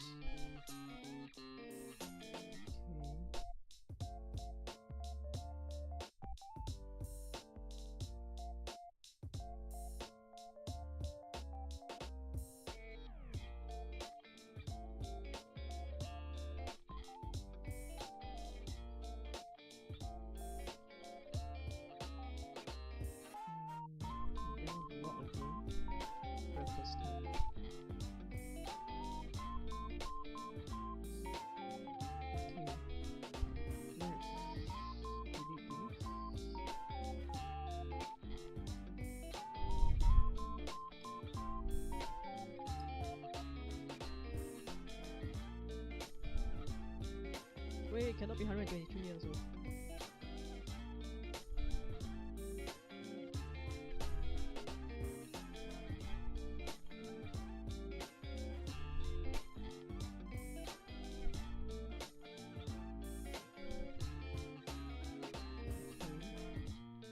Do I have to insert because I'm just going to run this test. So let's run it. Error. Because I forgot to save just now. Let's run again. Numpnuts is not defined. Oh. Okay. Numpnuts not defined. Let's put numpnuts equal to 2 then.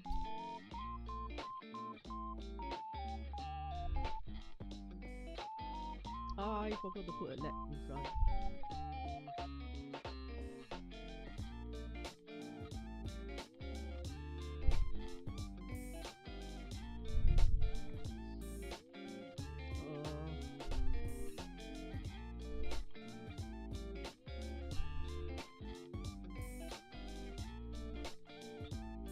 Let's try again.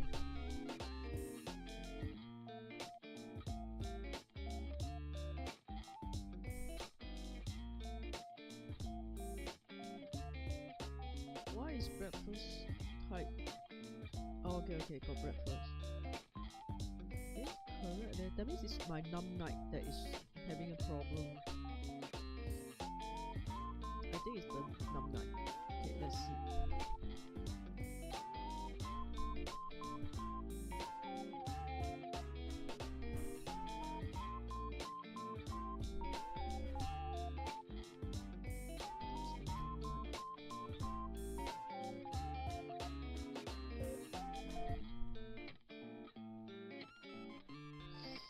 That is weird. Didn't show up.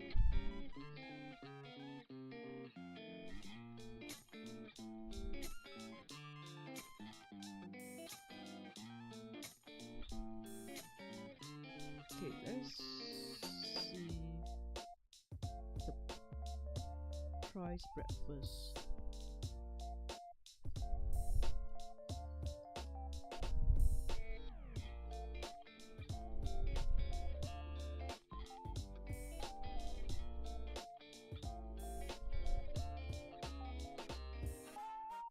Yeah, it's not the it's either the num9 or the price breakfast.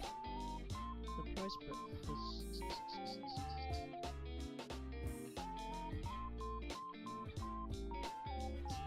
The multiplication didn't seem to work.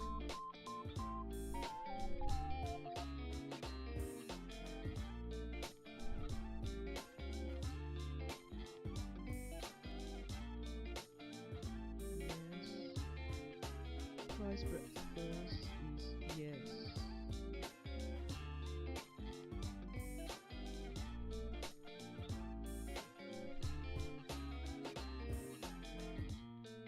Huh? No? Why is price breakfast equal to yes? What? Price breakfast is 0. Why is price breakfast 0?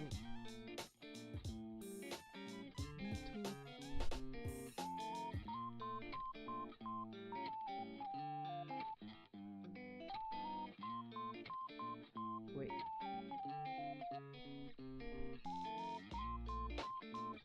Oh, because of this. I think I know why. The drop down form, it should be sheet drop down.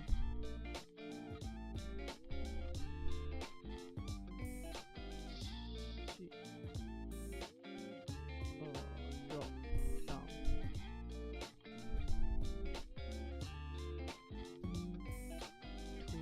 Yes. Now we know what's the problem. It should be sheet drop down. We're looking at the wrong sheet. That's why there was no value. Okay, let's try this again. It should work now.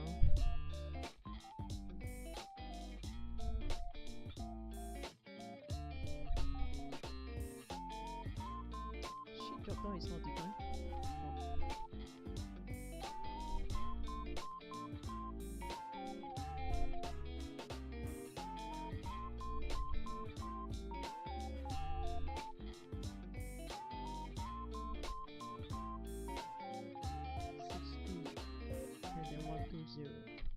What's the price? $60. Yes, we got it. See, just because of one error, we refer to the wrong worksheet. Okay, now we know what's the problem. We can delete away this whole thing. That means our function is correct. We just refer to the wrong worksheet.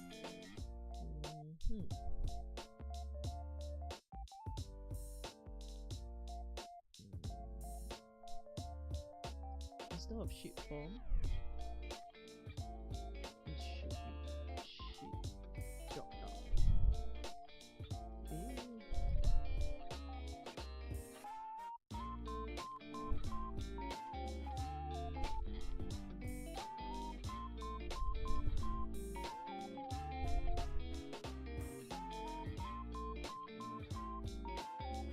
Okay, it should work now.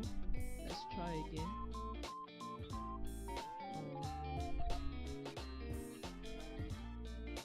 Okay, we deleted away, right? Okay, let's try again. Insert form. Yes, adding new customer. New customer added. Yes, we got our breakfast price.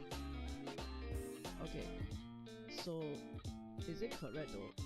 100 and this plus this, it should be correct. Okay.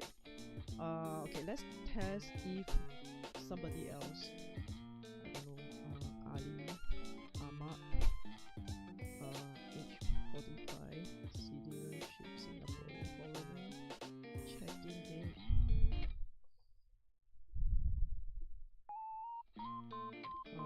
Check-out date, 1 day. Room type, single. Just now we tried yes, right? Let's try discounted.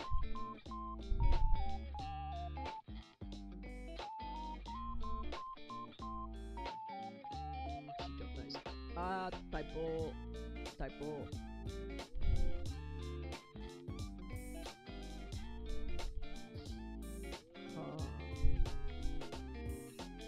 Then why did it work just now? Oh, because it went into this, yes, and then now it's going to discount. So discount should work because it went into this else. Okay, now we can check for. I mean, we still should check. It didn't go in, right? Or it went in. Okay, let's try again.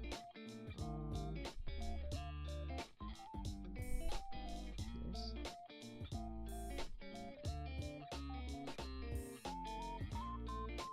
How can it be? I didn't save.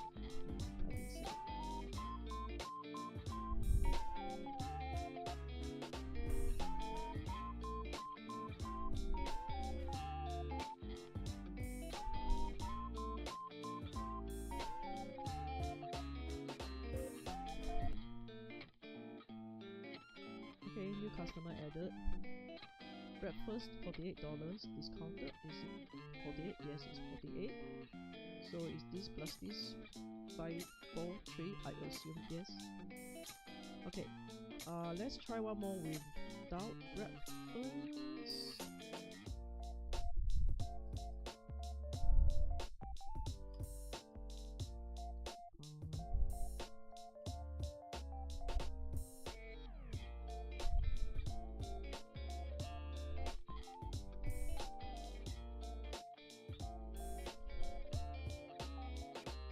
No breakfast.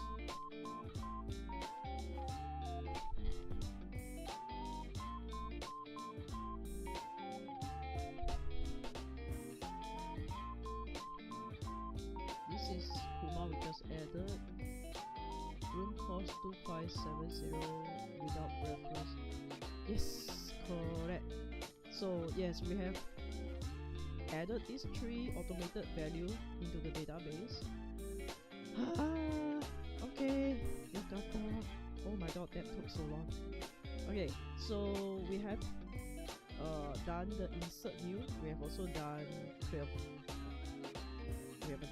Wait, we only done insert new. Oh no. Daijoubu. The rest should be easy. Okay, so the next thing we want to do is clear form. We should just copy and paste from the.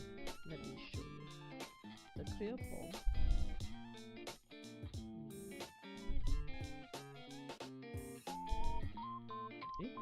Sorry, looking at the wrong. Yeah, should be here. The clear form was basically what we did after we finished adding the values, right? So we just put this out as a separate function that will be yeah, that will be just the clear form button. Actually, if that's the case, right, I will actually remove this and call the function instead. So let's say we create a new function then, and it has to be before form submit, so that we can call it from form submit. Clear form, form clear. Okay. So basically, what it does is it clears this.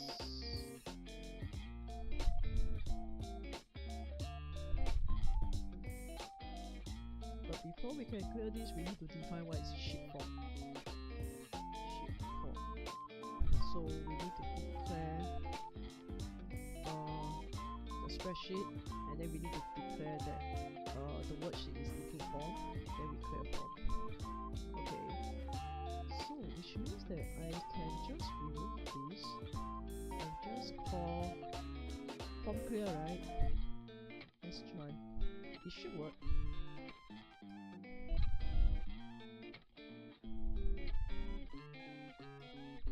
And it's just bracket because we didn't pass in any arguments. Okay, let's try. Save. If not, it needs to be error again. Okay, let's say I enter Lim Ah Lian. Age, I don't know, 22. Citizenship, local. Check in date. Check out date. Room type. Double. Breakfast. Yes.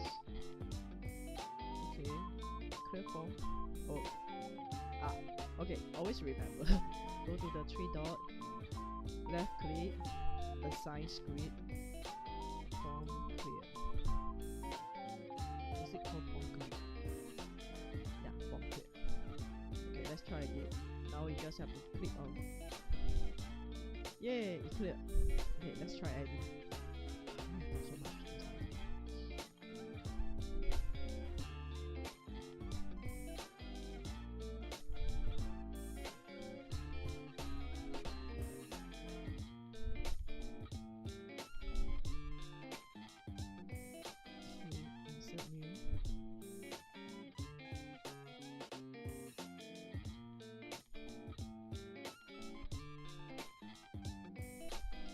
Let's check.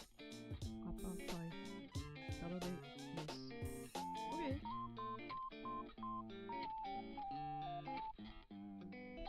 Okay, cool. We managed to do we managed to create the form clear function to clear the form. Okay, next we want to do search first because you need to search for the customer ID before you can update or delete, right? Okay, let's copy and paste the search function from our the one that search. Where did I put the search? Search is here. Let's copy that. Okay, let's add a new function called search and I'll explain. So again, we get the active spreadsheet, we get the input form, and then we need to get the value to search. Let's check whether it's the correct. The value to search will be here, C15.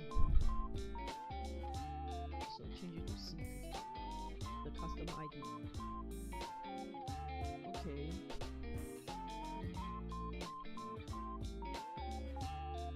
Okay, then we also have a UI because we are going to put alert later, and then found is equal to false.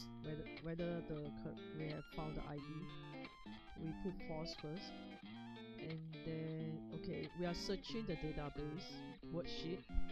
That's why we get the get sheet database. So we need to search this worksheet, database worksheet. Search for the customer ID. Okay.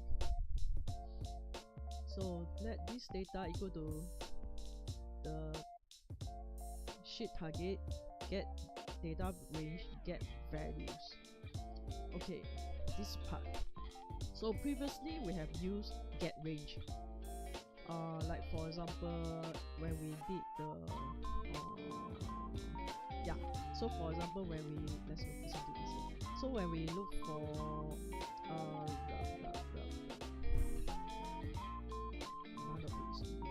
okay, so for example, when we try to get the value of the first name, we actually use this command, right? The get range, and then you could put C4. C4 is C4 here. We get the value from this cell C4, and to do that we use the command or the method get range, and then we put in C4, which is the cell. There's another method that is called get range data instead of get range. The difference between get range and get range data is that when you use get range, you are trying to get the data from a specific cell, like just now C4, only C4. when you use this command, get data range dot get values, and then you don't specify anything, this actually means that you are getting everything from this worksheet. So what this whole sentence means is that we are getting everything, we are getting all the data, all the values in all the cells from this worksheet called this sheet data, the sheet target called database, which means that we are trying to get everything from the worksheet database, which means here from A1 to L6 we are getting everything. So this everything will be stored inside this multi-array called this data. Okay, this is a little complicated, so I hope you can follow. So now we have all the data from row 1 column 1 to row X column Y in this variable called this data, okay, for this table. Okay, a bit easier to understand this. I don't want to change it. So it's this.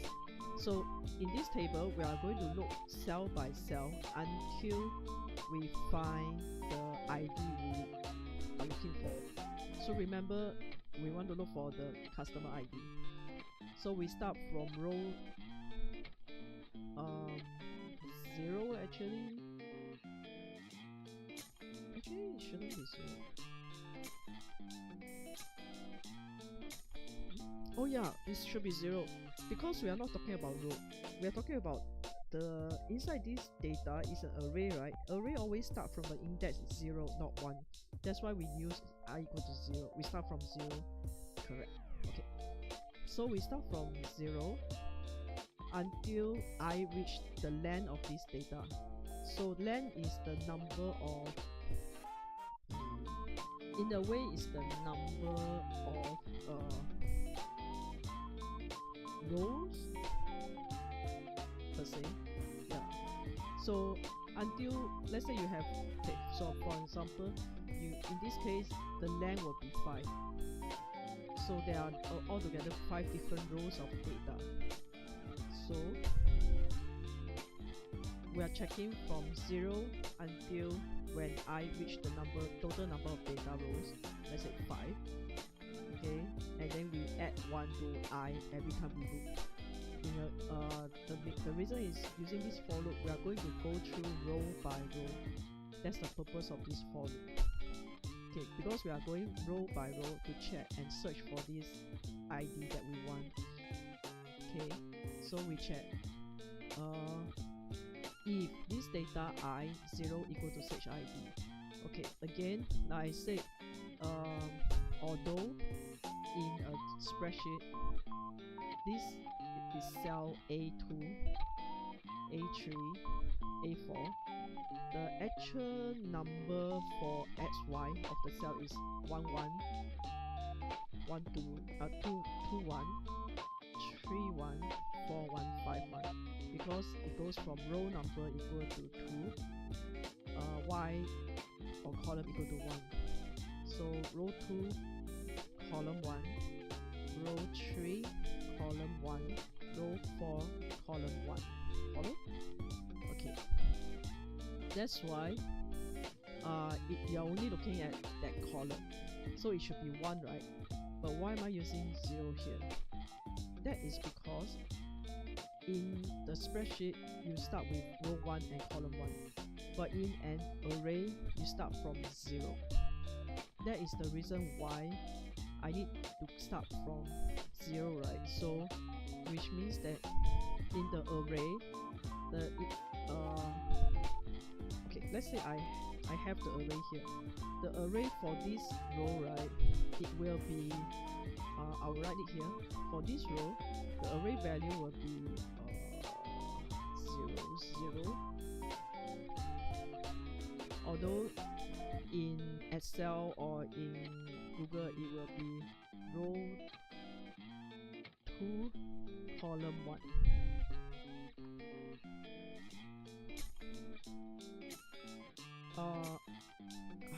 It's complicated because of the header. That's why it's row 2 instead of row 1. Okay, and then this is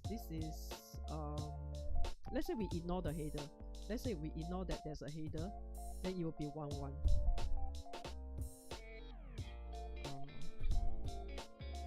In terms of row and column, okay, let's say if we ignore that this header is there, this will be 1 1. But instead, for array it starts from 0, so it will be 0 0.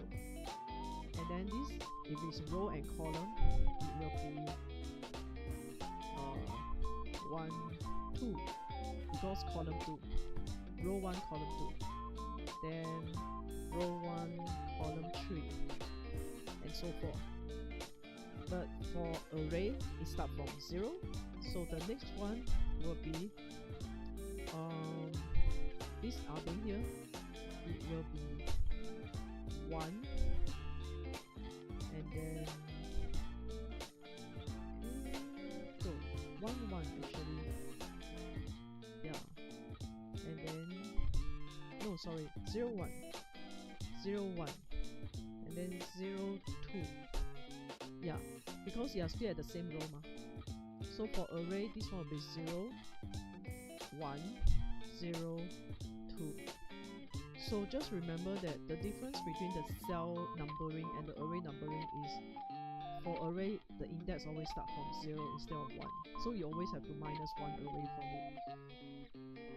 So this is why we are searching column 0 in the array, which is actually column 1 in your spreadsheet, which is where your customer ID is. So this will check whether that value is equal to search ID. Search ID is the value you want to search, and then it will check if it is. Then we want to populate the input form with the value from the database, starting from C4 to C11. So that's why we put C4. Okay, so we will put the data for starting from first name, right? Because we don't have to put customer ID. The first data is first name, and remember just now I said this is where you have your first data, which is column 2 in Excel, but equal to column 1 in the array. So that's why it's I1.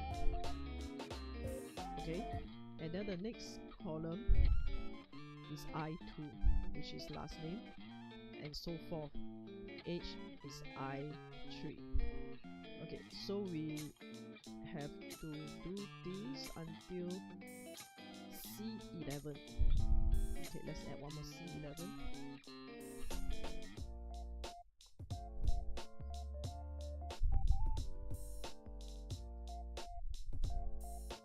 Okay, so by doing this, we are putting values from the array into the form C4 to C11.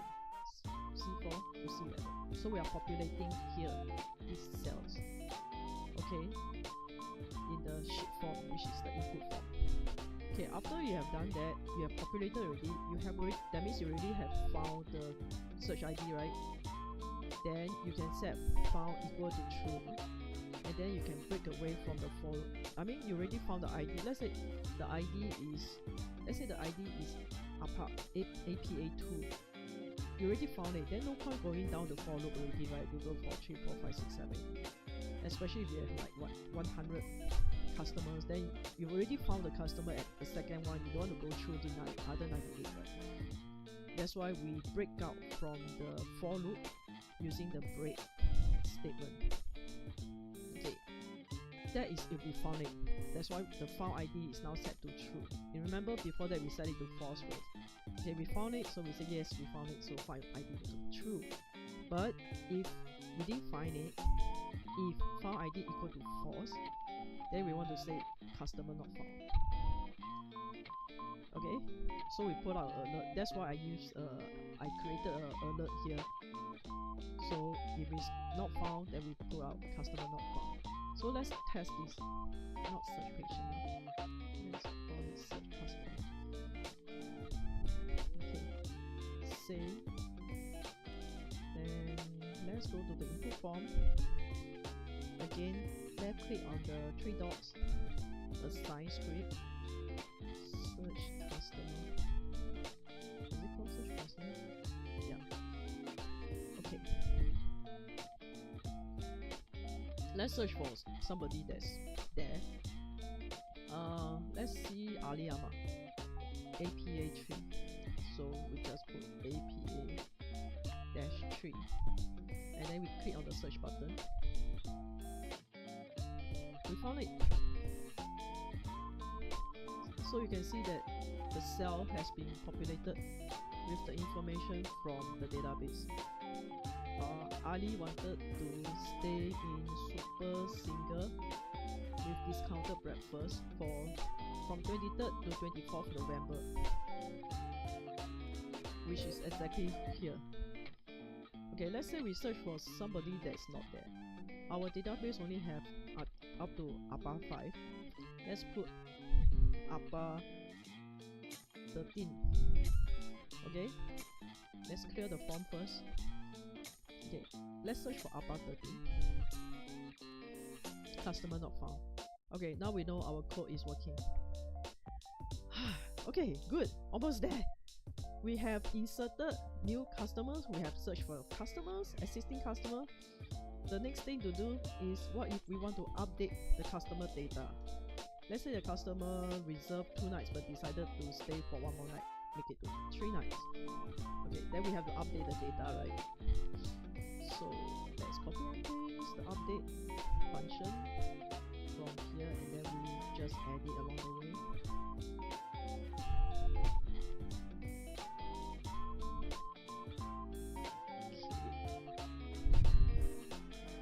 Almost there, guys. Update already. Okay, update customer. Okay, same. We get the spreadsheet input form, and then we get the values, which is what we did, but it should be C15. We get the value to search, and then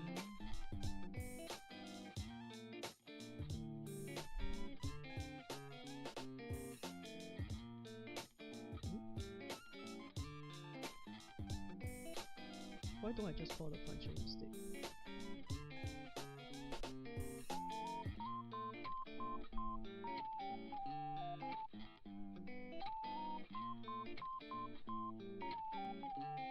Let's just call the function instead.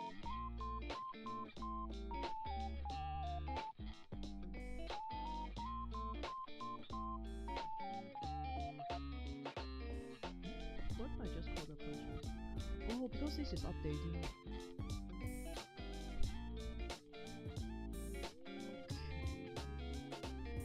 Yeah, because we have to update the database.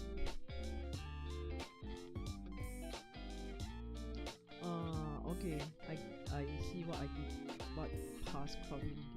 So this, in the search function we did previously, what we did was only put the value we found from the database inside the input form cells. But in this case, what we are doing is, when we go through the database, looking at the ID, where we found it,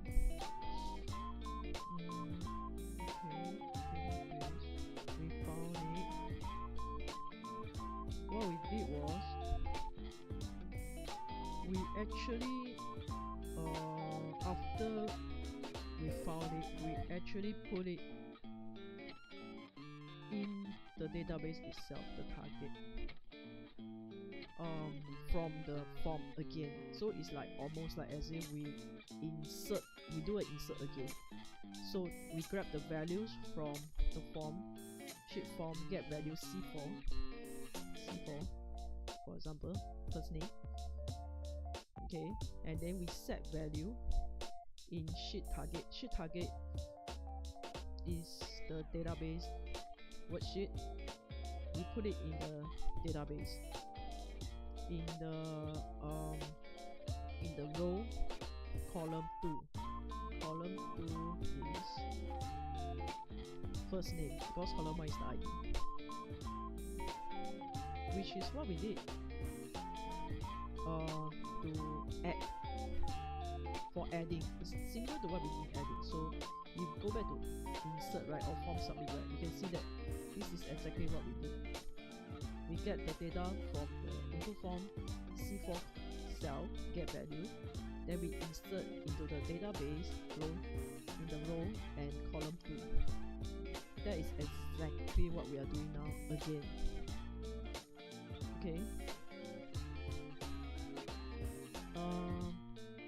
So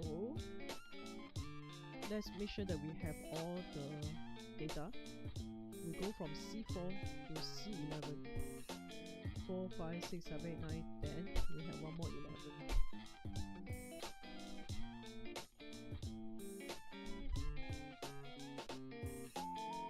Okay, let's just confirm. C11 goes to column 9. Column 9 is 1, 2, 3, 4, 5, 6, 7, 8, 9.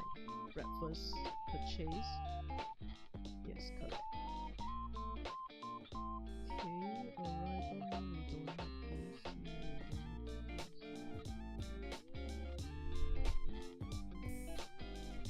Nope, we don't need this.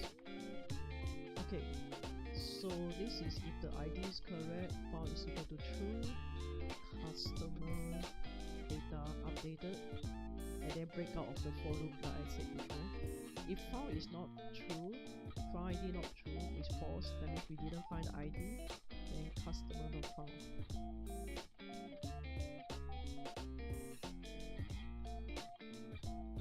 Actually no, it shouldn't be custom. Oh yeah, in case they edit the ID again. Yeah, because we are getting the ID again. Okay, so this is in case customer not found, then we just put customer not found again. Okay, let's try this. What is it called? Update customer. Save. Update. Click left click on the 3 dots. Assign script. Update customer. Okay. Okay, let's search for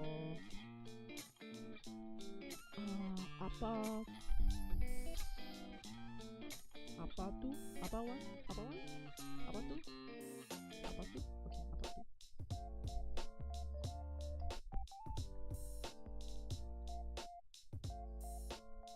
Huh? Customer not found? What are you talking about? Apa 2 is there. Billion Chan. Why is it not found?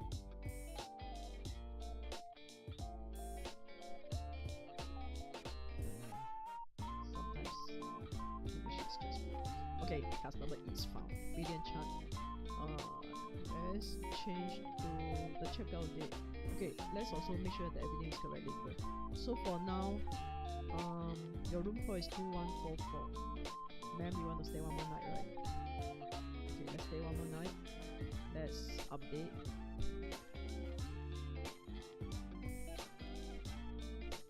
Customer data updated.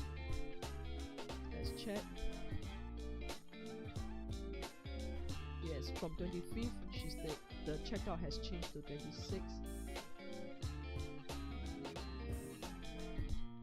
Why is the room cost still so cheap? 144, man?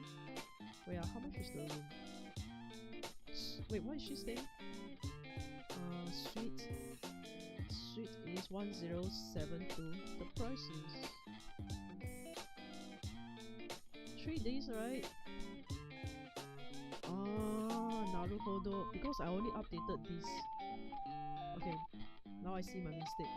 I need to update the calculated values also, which is the room cost, breakfast cost, and total bill. Naruhodo. Okay, room cost. Should I put all these things in the separate function? Room cost. We also want to clear form. I forgot to clear form. Okay, let's put all this here. Search customer, update customer.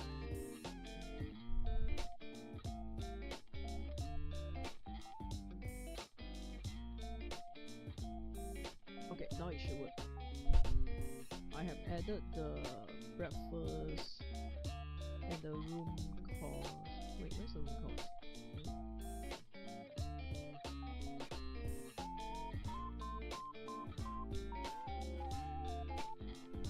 I only added breakfast.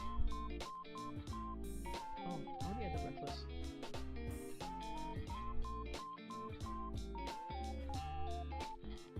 Yeah, because I need to recalculate the number of nights she's staying, right?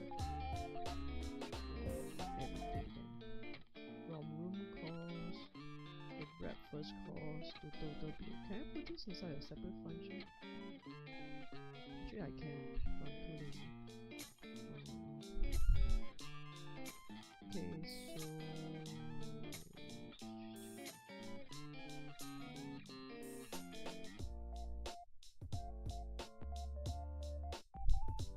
just want to make sure I got everything here. So we got all the values.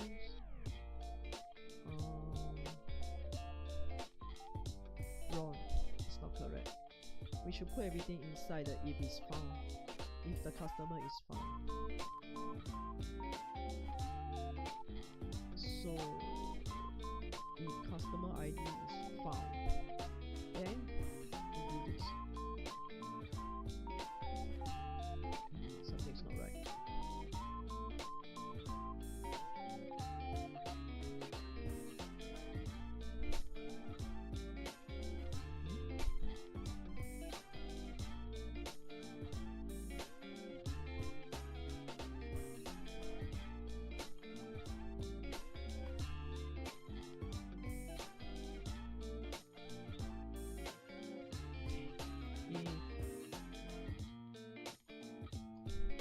Customer is found ID is false, else that means it's found.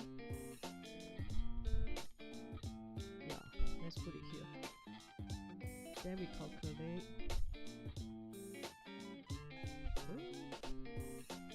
We calculate the number of nights stay. I really should put this into a separate function. Just check everything, make sure everything is correct. The price equal to 0. Switch.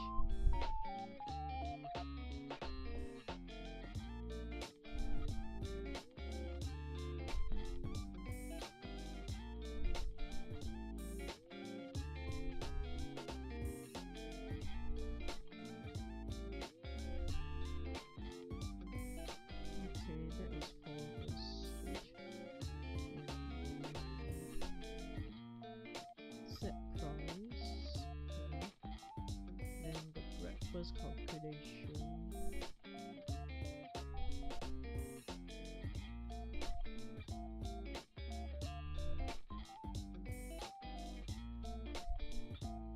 Okay, total bill calculation. Clear form. This is for else.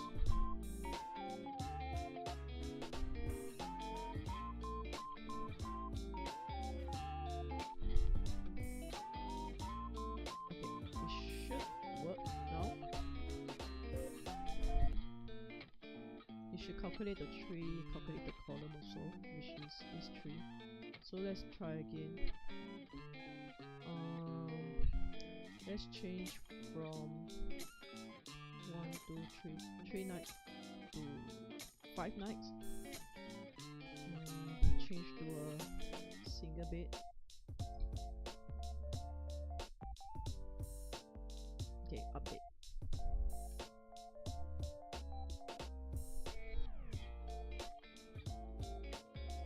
Data updated. Okay, wait, who was it? Billion Chan, right? Yeah, Billion Chan. From 23rd to 28th, single bed. Okay, it's changed. Sheet drop down not defined. Sheet drop down not defined. I think defined sheet drop down. This function.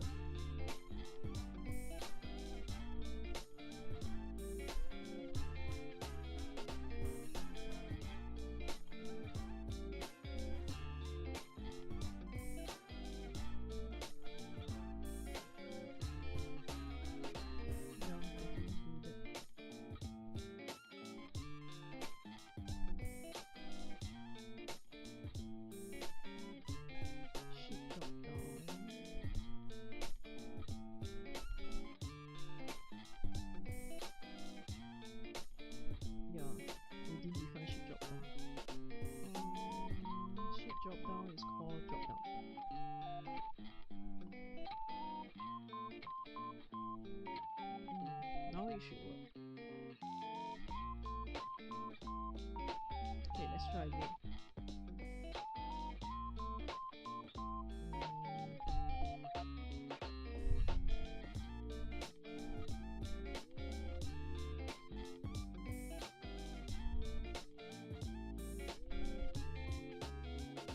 Blank row not defined. Hiya! Why so many things forgot to define? Where is blank row?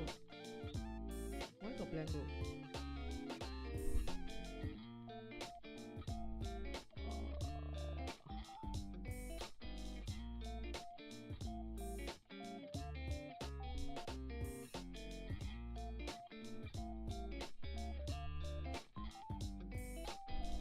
Okay, this is not working. There has to be an easier way to do it. Okay, let me remove everything. No. This is not the correct way to do it.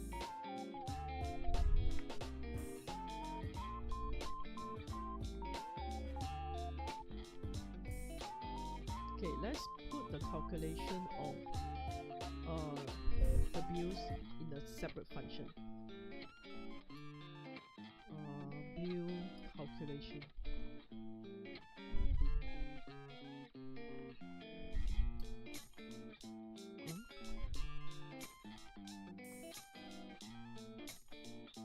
Okay, with the customer ID.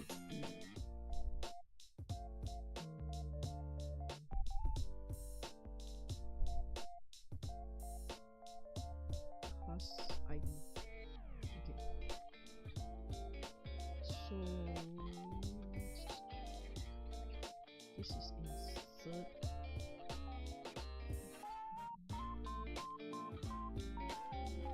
This is the price of the room.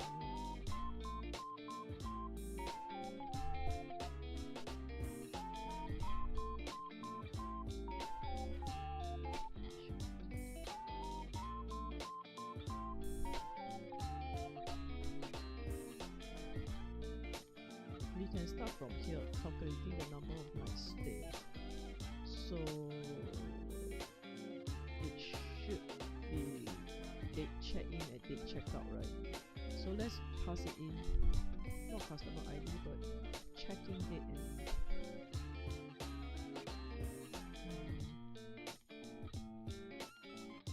date check. I want to use a different value.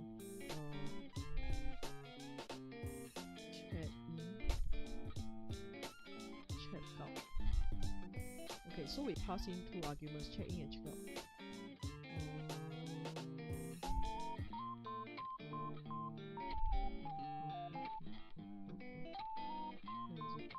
Okay, here. Number of nights stay.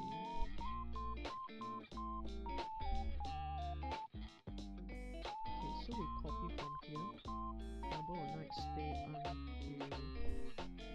total bill.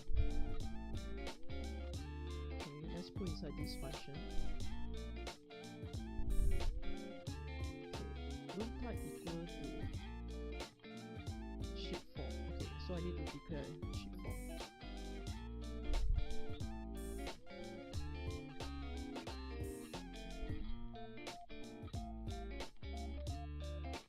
Declare the worksheet input form. Then room type is equal to the value in C10.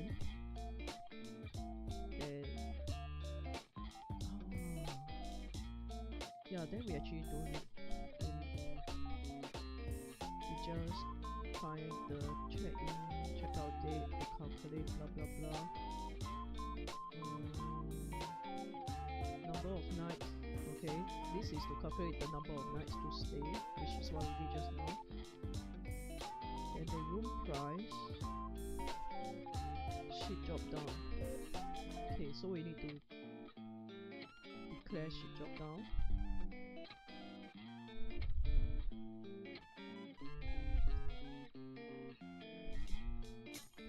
Sheet drop down equal to, what's the name? Drop down. Okay, so we, from the sheet drop down, we check the value for the room price, like what we did just now. Okay, sheet target, which is the database.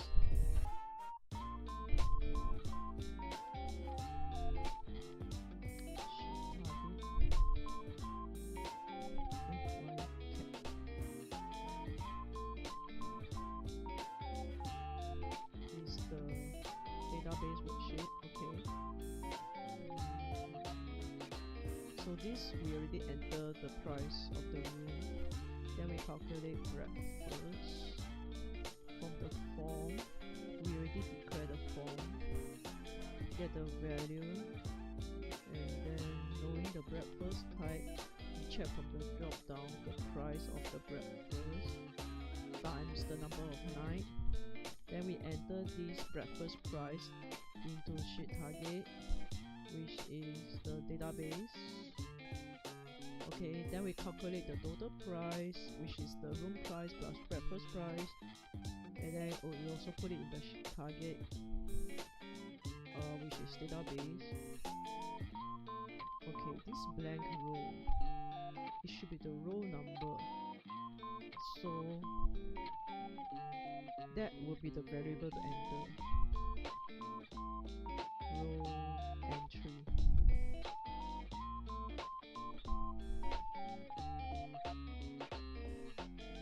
Where's my row entry? Okay, all the blank row.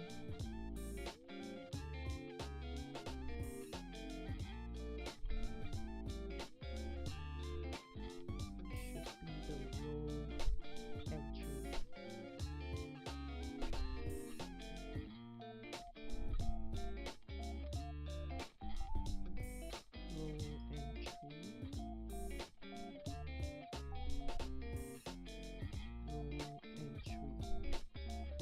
This row entry is going to be the value to pass into this function bill calculation.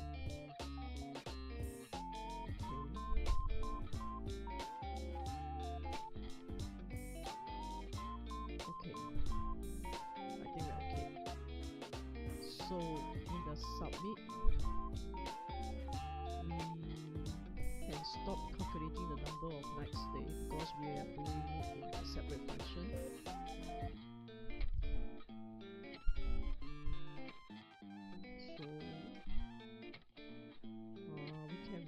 Everything from here until total bill.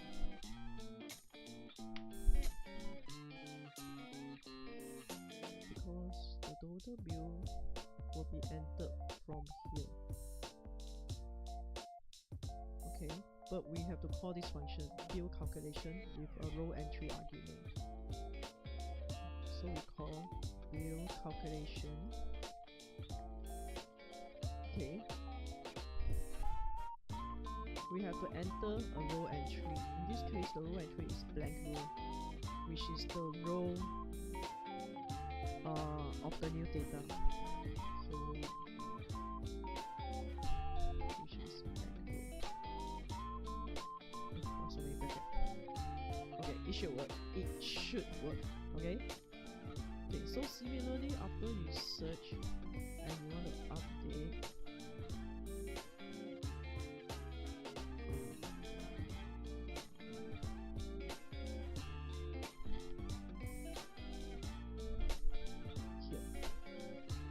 Call the bill calculation.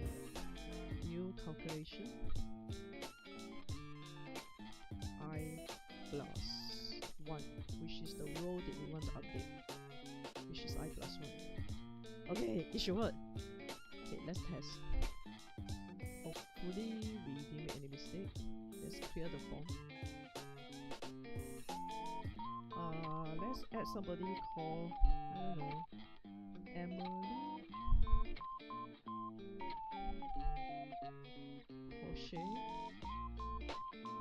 21, citizenship French, check-in date 11, check-out on 21st. Okay, I see, I forgot. We can only check out after the day.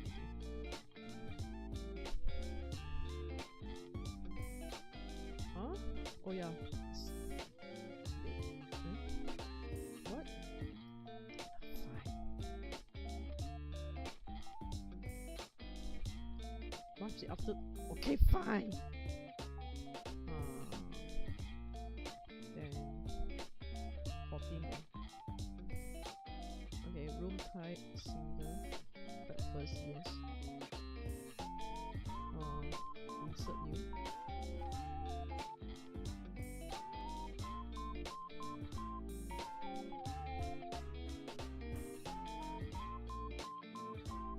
Okay, let's check.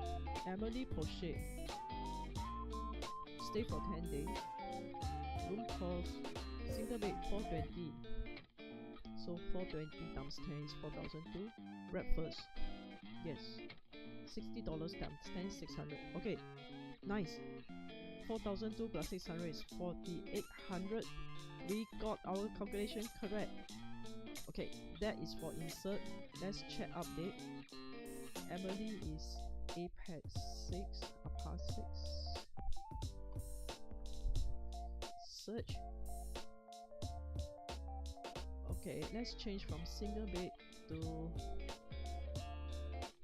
double bed and no breakfast. Discounted breakfast? Discounted breakfast? Okay, update.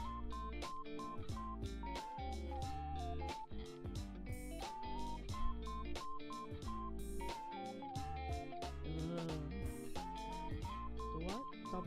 Double bed 514 times 10, correct. Breakfast discounted $48 times 10, correct. Yes, total bill is also correct. Okay, good. Now we got it. Our update has completed. Oh, the next one is easy. The next one is delete. Delete is always easy. Okay, so delete. Let's copy and paste and I'll explain.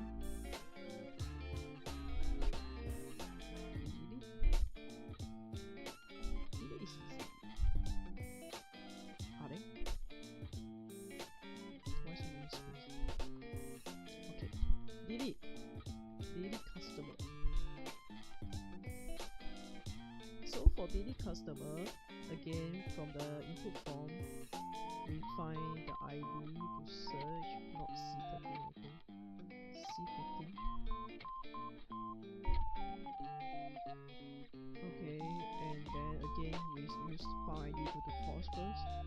Then you check on the database, get the database to get the whole table into and multi-array inside this variable called this data.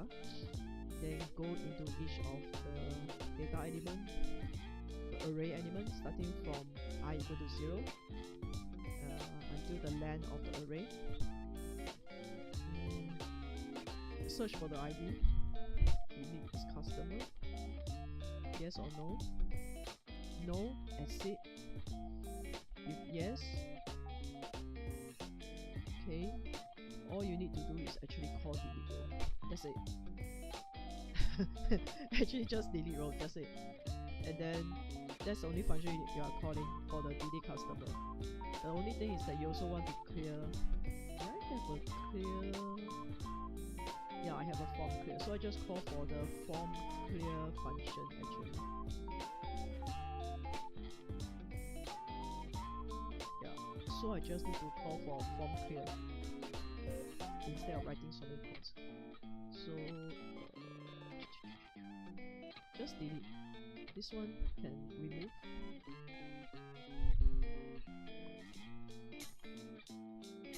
Then clear the form.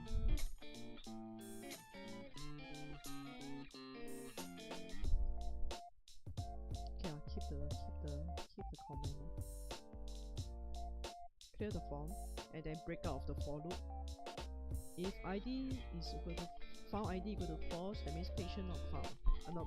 Customer not found. Okay, let's try. Delete customer. Save. Delete.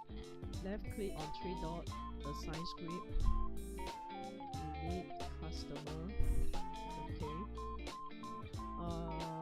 Search for APA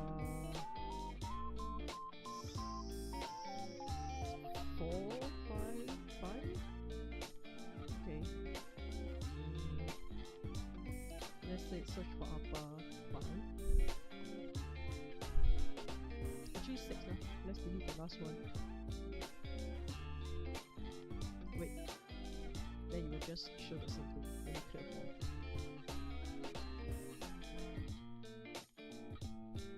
Okay, Emily Porsche.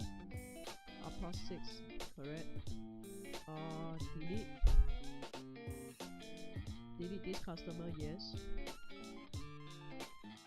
I forgot to change patient data to customer data, but never mind. Yes, Emily has been deleted. Emily has been cancelled. Okay, let me change the patient data to customer data. So let's check the other case.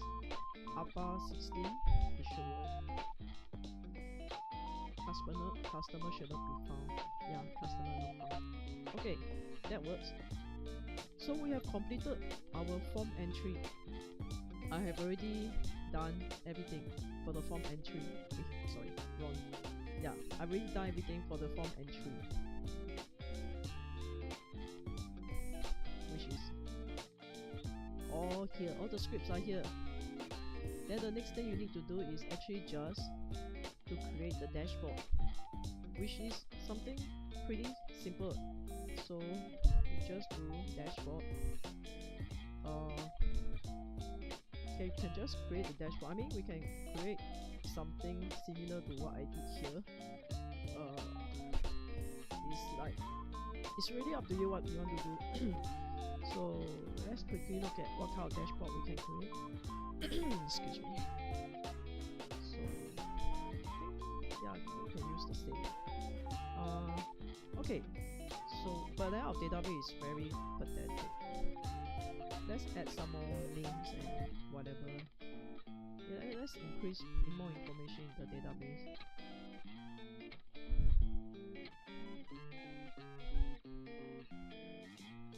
Not very sad, only 5 customers.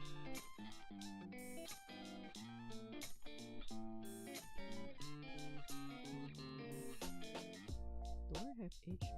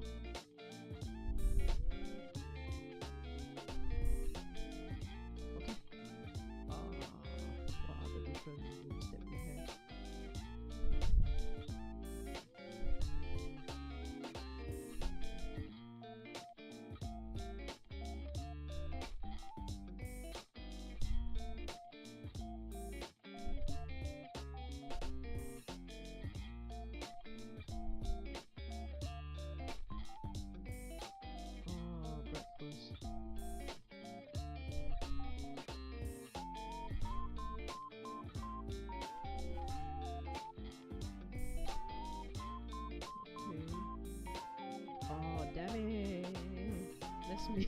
Let's do a manual calculation. Hiya. Damn it. Room cost is equal to next time. Room cost is equal to wait, before that, this is not script, so I can use the date minus here. This one, check out date minus, check in date. Haha. Okay. Correct? Yes, correct. So room cost is equal to damn it.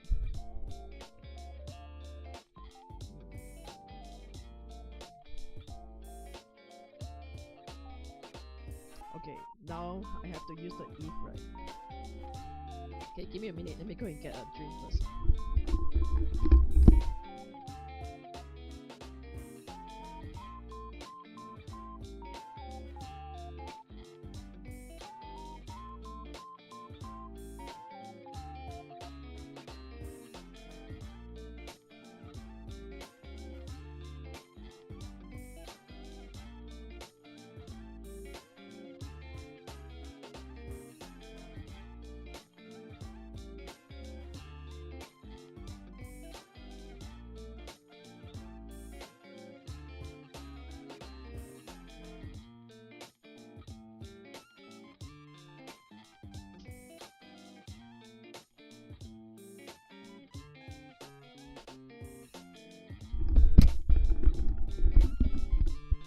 Okay, sorry, I'm back.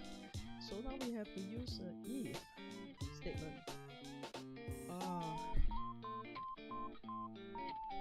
If as condition 1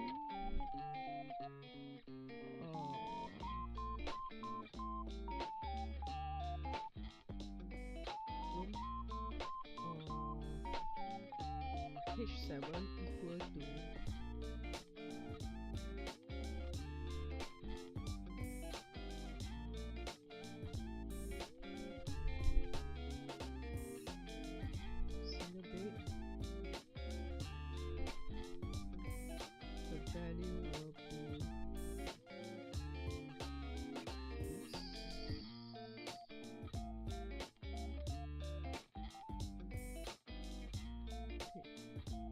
this one should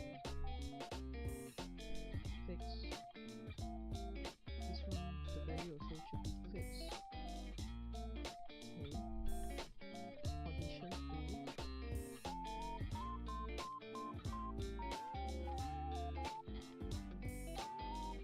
Same. H7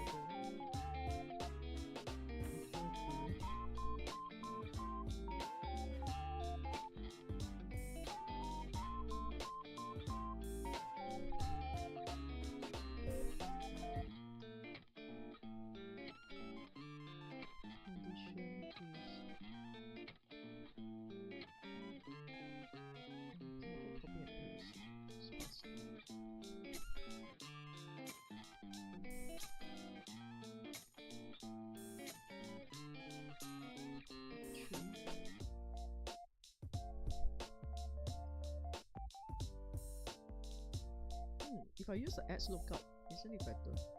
Actually, I should use the X lookup instead of X dummy. No, it should be X lookup.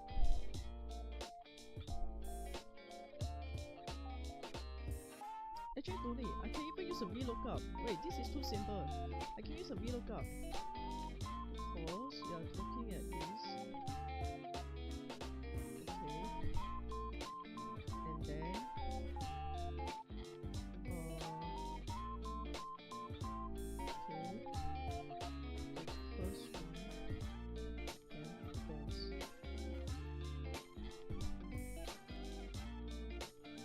So you have search key, the range, the index, false, not sorted.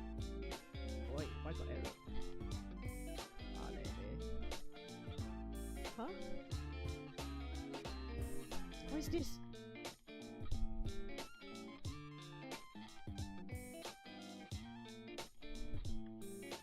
The range is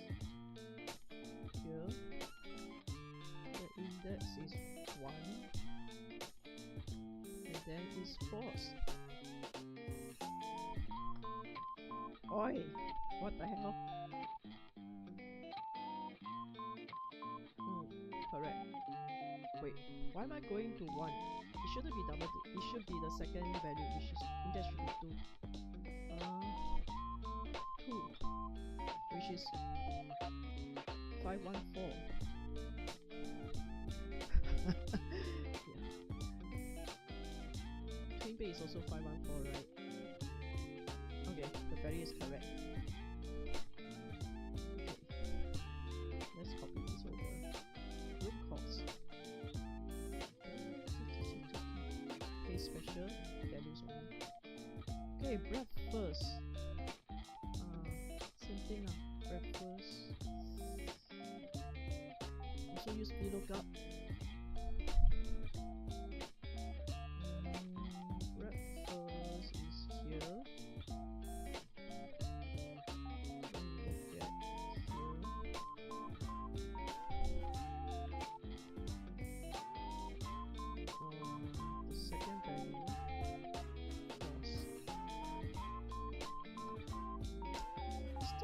Error? What is the error? Huh?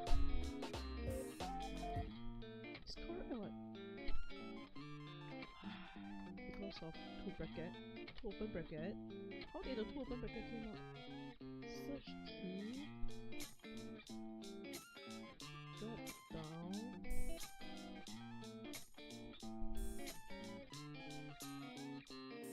The second index. And false. Oi.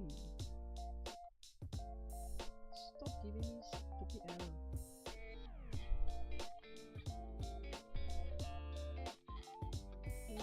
Special.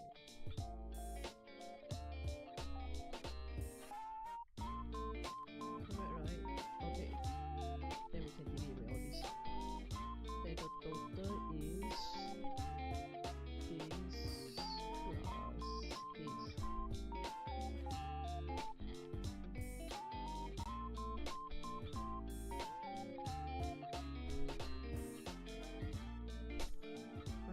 Just use the value instead of formula, because by right if you enter via the input form, it should just be the numbers that is calculated by the script, not some formulas.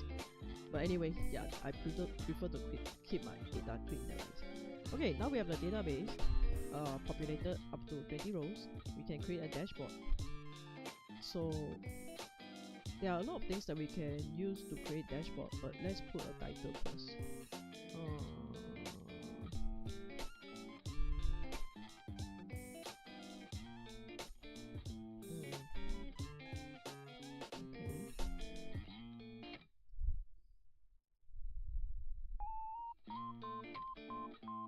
Hotel customer dashboard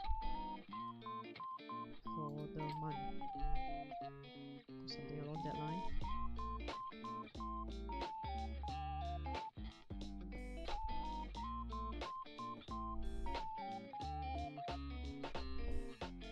Okay, then you insert a chart. Maybe not a chart first. Let's do. Let's see what we can insert.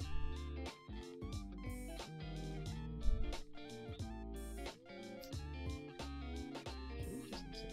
Okay, let's insert just a chart first. Chart type we can insert. Well, we can insert a scorecard chart.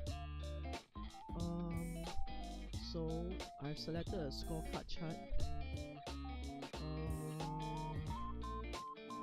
Let's say the key values.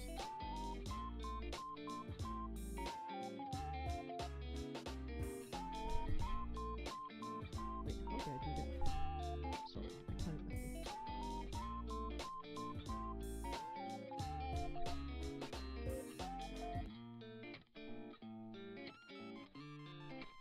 Oh, right. Because I very rarely use scorecard. Okay, So basically what you can do is, first you declare the data range. Okay, the data range will be inside the database.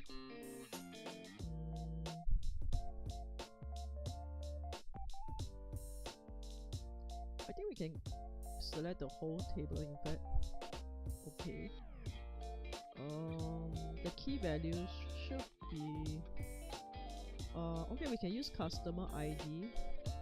We should use an aggregate. Baseline don't need count number of customer, which is 20. Baseline remove. Why is baseline value? Why is there baseline value? I remember I didn't add baseline value. Just remove. Why did it appear? Okay.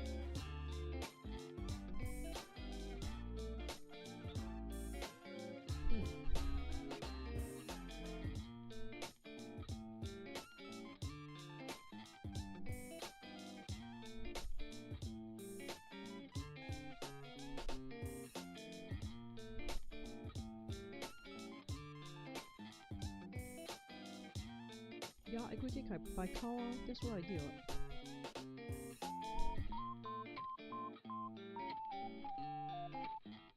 Root cause? No, not root cause, customer ID.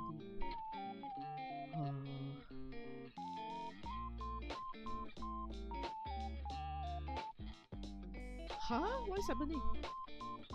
Okay, I hate this scorecard so much. I managed to do it without any baseline value though. How come the baseline value just appeared? This is so weird.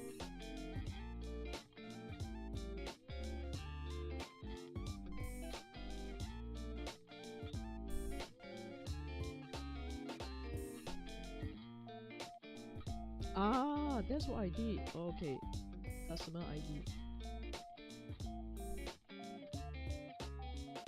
Count first name, count age. I only want count. Why doesn't it give me count? What did I do? I use patient ID, correct?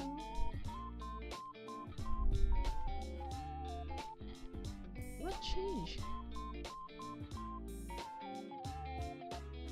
Yeah, it can only be aggregated by count. I'm using count. Boy, bro.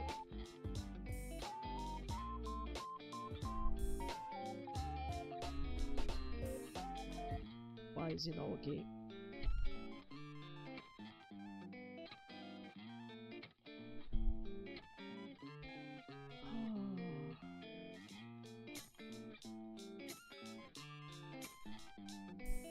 For some reason it's not working.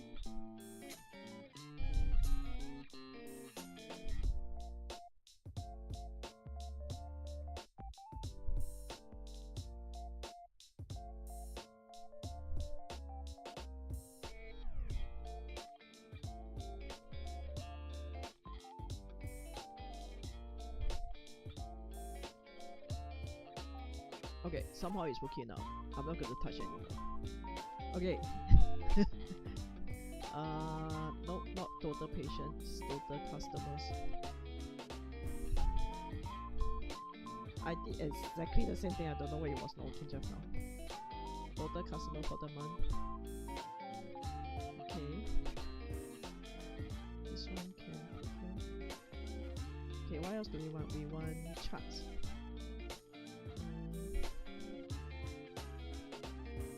Let's insert a bar chart.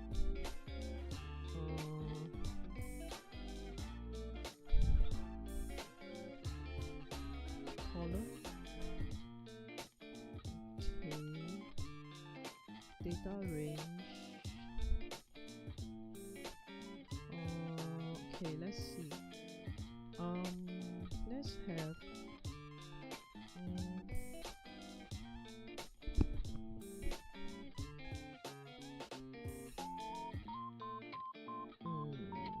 What should we have?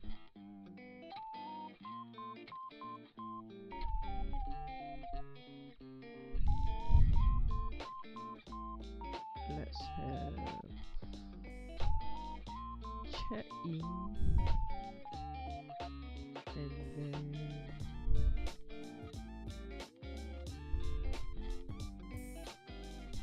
room type.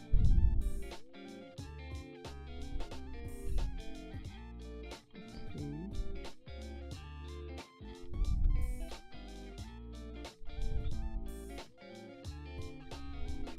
Huh? Huh?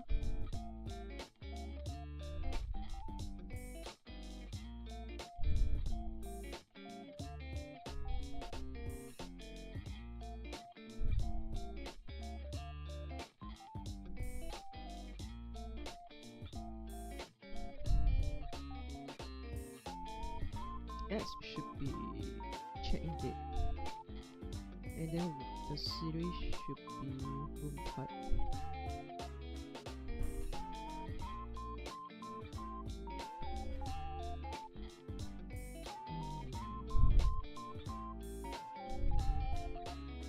Yes. I'm so bad at charts. Wait.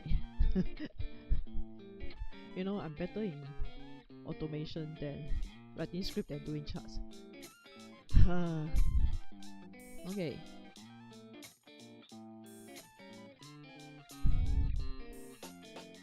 Let's have this.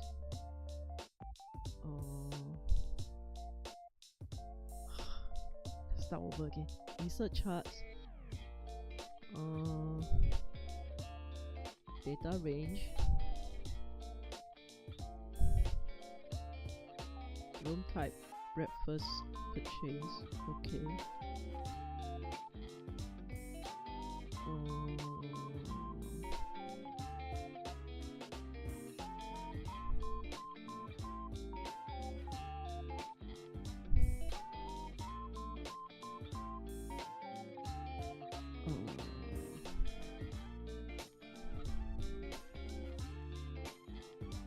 Finally we got something.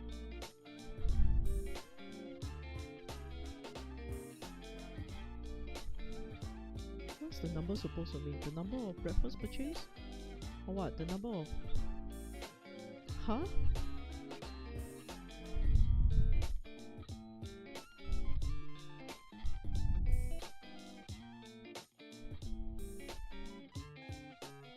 Okay, let's make it simple. This is too complicated. Insert chart. Database.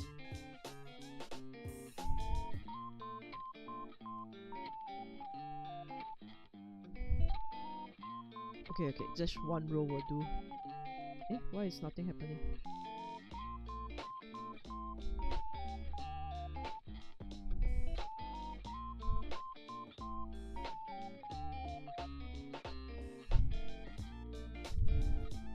Okay.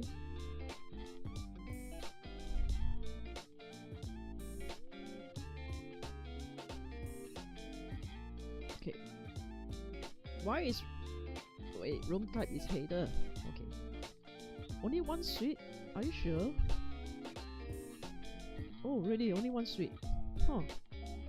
Okay. Okay, that will be the rooms for the month. What if I want to check on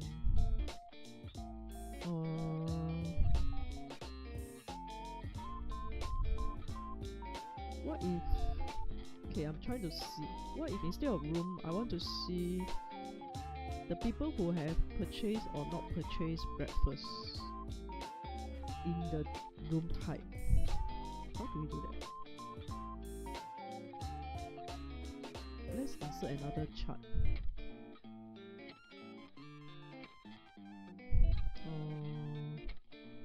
Data range.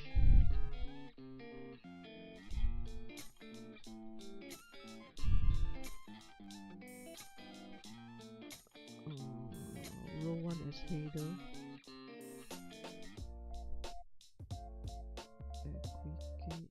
Aggregate count.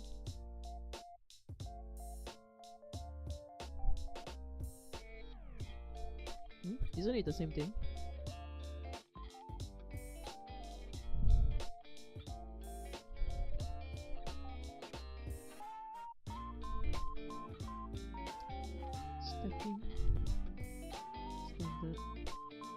do I put in?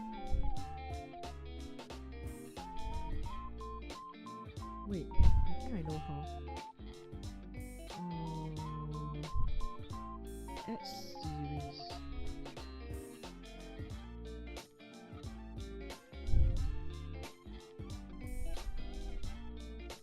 Invalid type.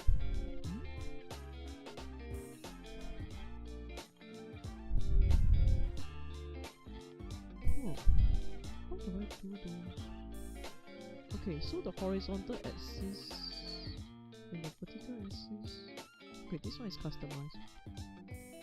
So my x-axis is room type. But what if I want to know whether, oh yeah, number. I cannot just count like that. Right. Okay, you know what? Let's insert another chart. Let's play around with the price. With the earnings. Yeah, with the earnings. That's more fun. Let's do a line chart, I guess. The data range. Total view.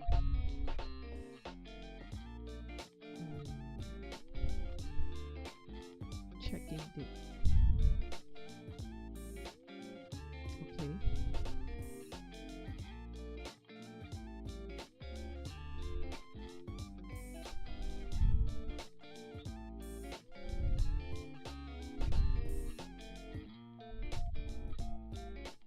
Why is this all over the place? Oh, right. Because the date is not sorted, so it's all over the place.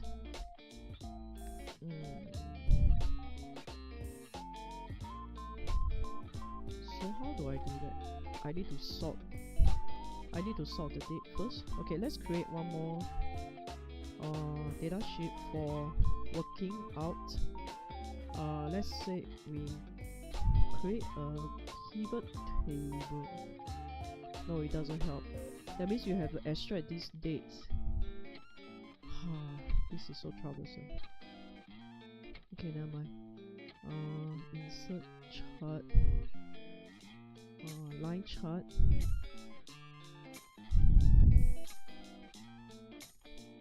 Database. Just the room cost. Okay. Then you add another one. Right, I think this is how you do it. We add another one, which is the breakfast.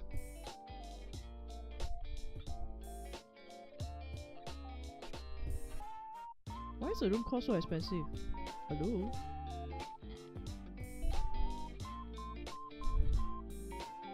Why is the room cost so expensive?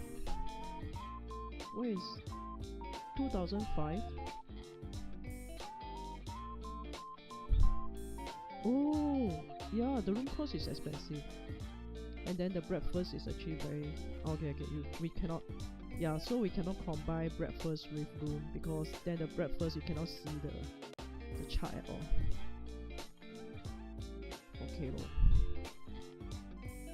Then just the room cost.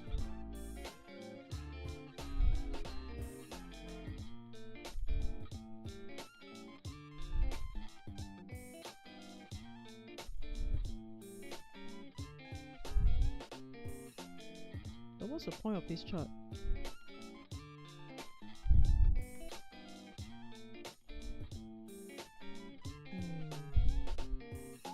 Let's do a pivot table. Insert pivot table. Select data range. Let's do a pivot table with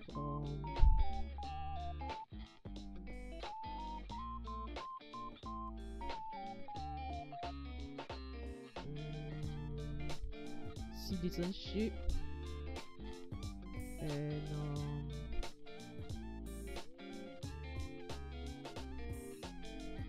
room type.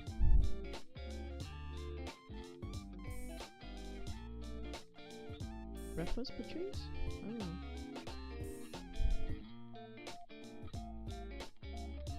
know. Create in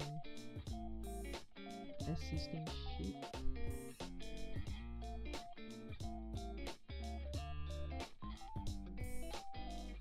Okay, we are creating a pivot table. Rows, we add citizenship. Column, why isn't anything there? Why is it only database? Only one, wait, what? Why is there only one column? Hello?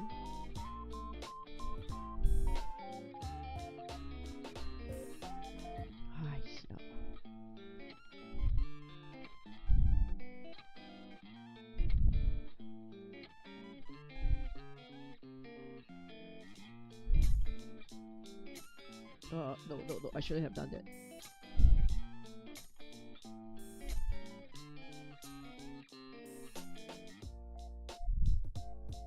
Okay, so the rows should be citizenship. The columns we can have room type. We can look at breakfast purchase.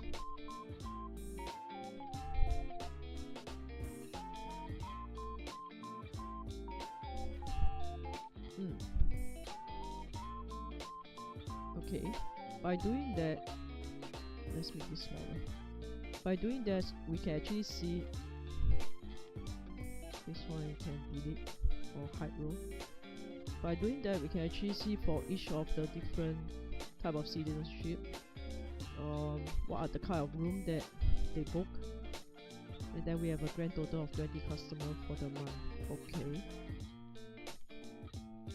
And then out of this, we can actually create a chart out of the pivot table itself. So let's say, for example, you were to do this. You select the citizenship and the type of base. You can insert a chart. Yes, this is what I'm talking about. Okay, this one can go home. Yeah, I should have done that. Sorry, I'm really not that good at charts. Okay, so this is how this chart needs to be bigger.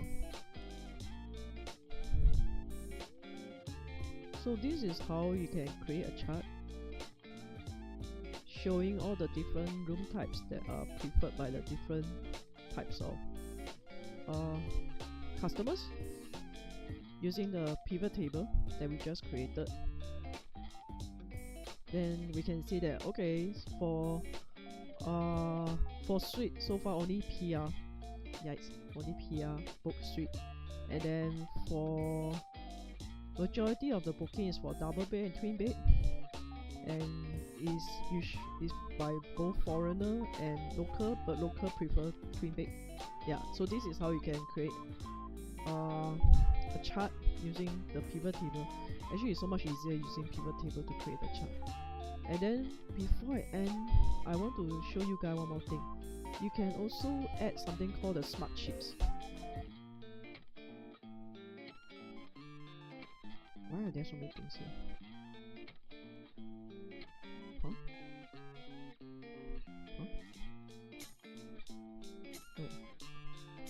No, not smart sheet. What's that thing called? Wait, I forgot what's that thing called. Smart sheet. Slicer. All right, slicer.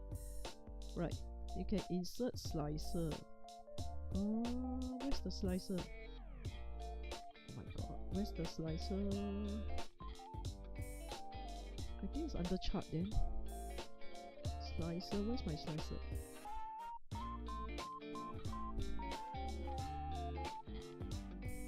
Totally forgot where's the slicer. Eh? Are they? No, go away. How come I don't see slicer here? Eh? Eh? Data slicer?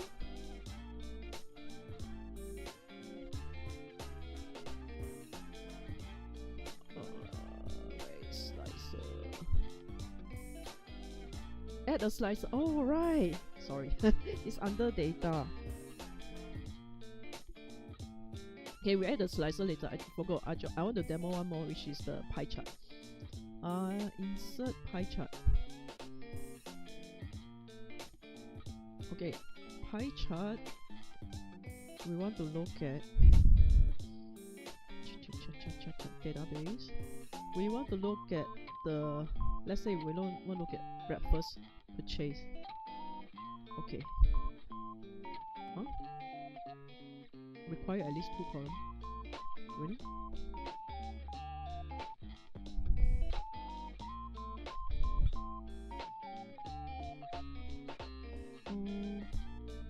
Okay.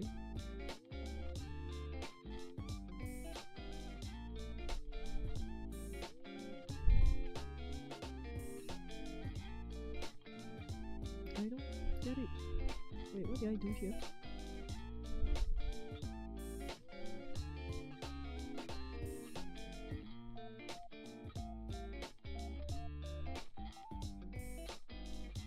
Oh, it's a pivot table.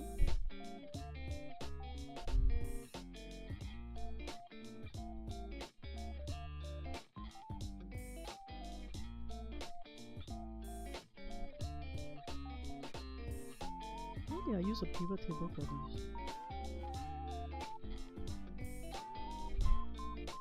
Pivot table A and E. A and E. Oh, because I was looking at the total. Right. I get it now. Okay. Okay, so let me teach you something. Because sometimes you need a pivot table. You need a pivot table in order to do the calculation for the total, I mean the subtotal or grand total. So let's say, for example, I want to know from the database, I want to know how is the breakfast purchase. Is it like how many percent are yes, how many percent no, they don't want breakfast, how many percent is discounted. So in order to do that, I need to create a pivot table first. So insert pivot table, data range. So breakfast purchase. Okay. In here. Okay. Create. So the rows are going to be room type, column, breakfast purchase. Values is breakfast purchase count. Okay, we can do that. Okay, and then on the dashboard, insert chart, pie chart, data range. We go to the pivot table we just created.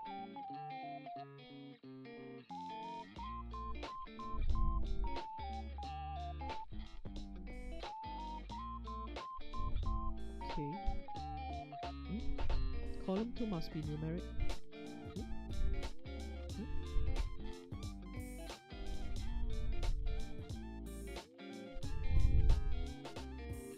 Wait, why is there always a 0? What did I do here?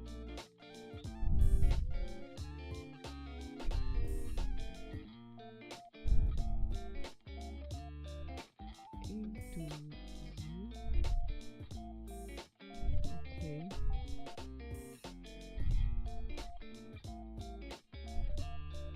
Oh, I'm using the grand total. No wonder. Okay, sorry, I'm also learning too.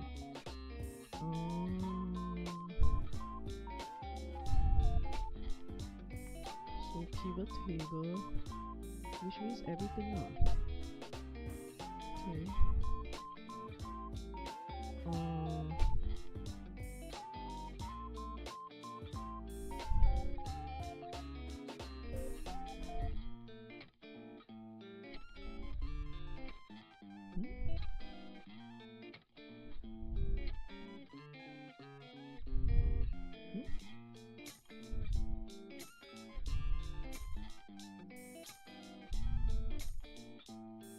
is so weird?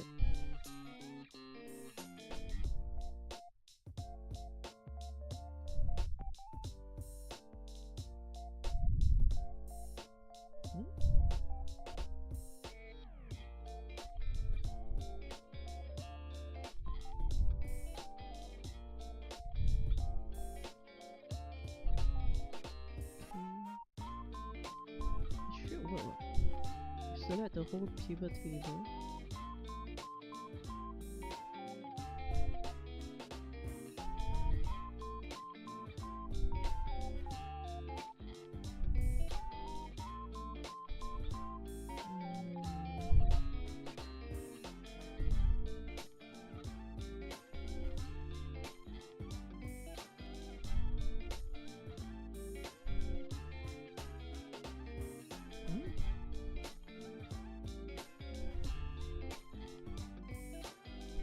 This is not what I'm looking at. I want to look at the breadth first.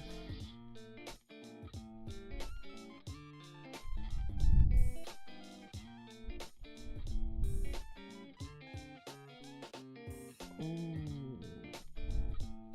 I know what, because this should be the columns here should be the breadth, yes and no. It should be the other way around.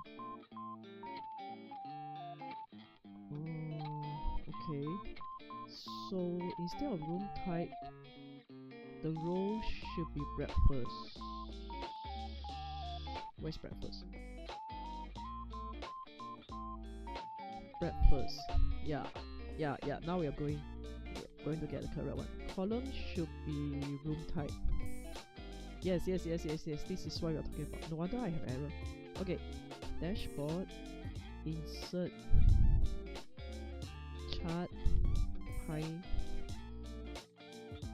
Data range.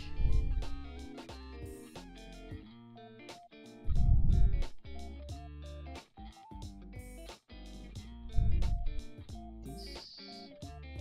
Okay. Why is it giving me this again? Because of the header?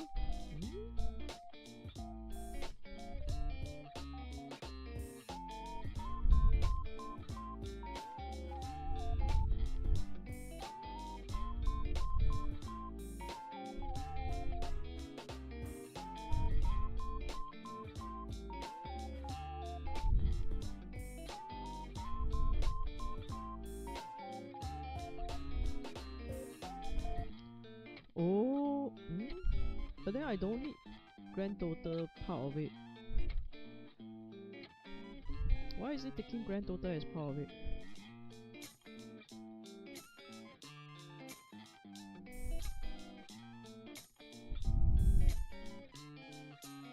Oh, because Bordeaux. Okay. No, because I'm stupid. So I shouldn't include everything. I should only go from here until here. Actually, just these 3 rows will do. But I need a header though. Yeah. Okay. Yes, it works now. So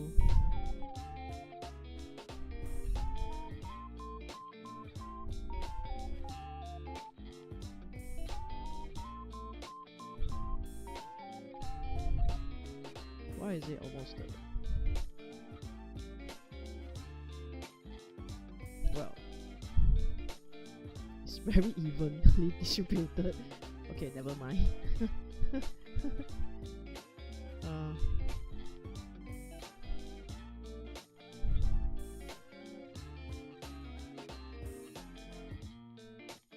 What if I want to also know the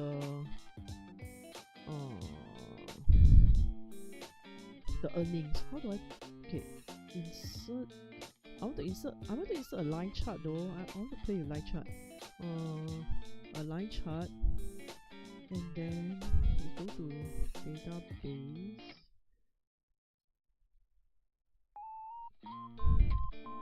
Does it mean that I only need to select all? Wow, what's happening? The X should be date. Why is there so many things?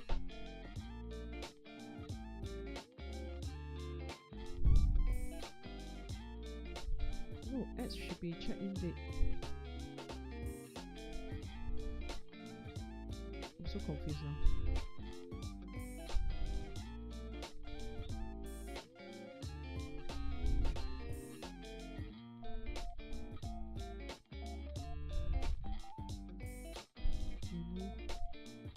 Remove.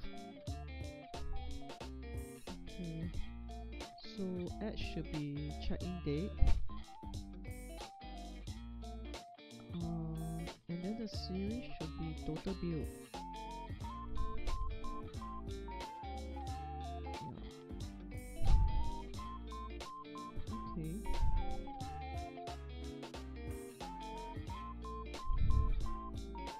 Yeah, so this one should be, because by right, okay, to be fair, by right, when you enter, the check-in should be in sequence, right? Okay, let's say we change it into something in sequence. Okay, let's go from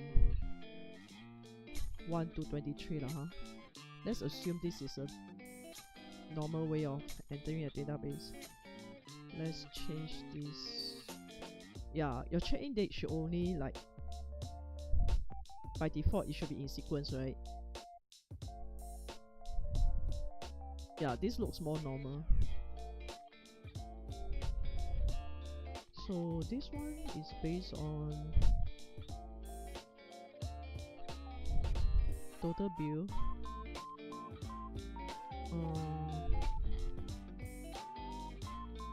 Okay, what if I want to add another one? I want to add room cost. Yeah, the difference will be the breakfast. I want to add breakfast cost. Yeah, this is what I'm looking at. Yeah, so this will be the revenue for the month. So let's add a title.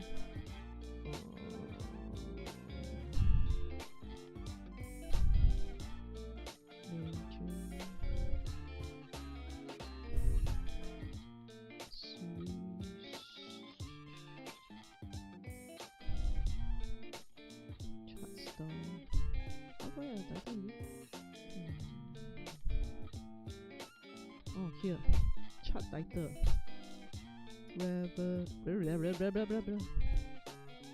Revenue for the month. Okay. Ha! Finally, something is working. Okay. This one need to be bigger. Okay. We have revenue for the month. I think this one should be bigger lah. This one can be smaller. Revenue is more important, right? Revenue will be here. Then this one can be smaller. This one, wait. This one can be here. This one can be smaller.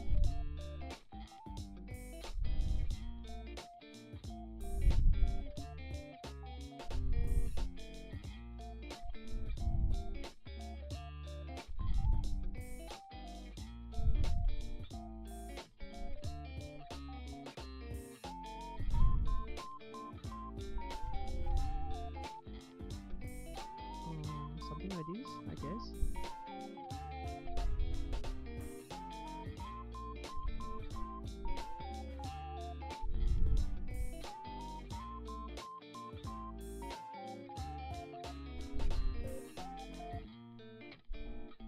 This one should have a title also lah.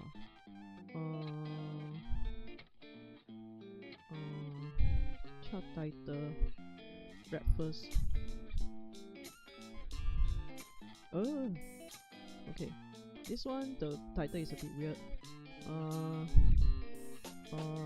Room types, something like that. I mean, okay. Then we can add some slicer, I guess. Wow. 20, such a huge number. Okay, let's add in some slicer. Insert slicer, add a slicer. Okay, slicer is very interesting. So if you go to this is a slicer will allow you to filter your data for the dashboard, for the charts. So you can add a slicer for citizenship, let's say.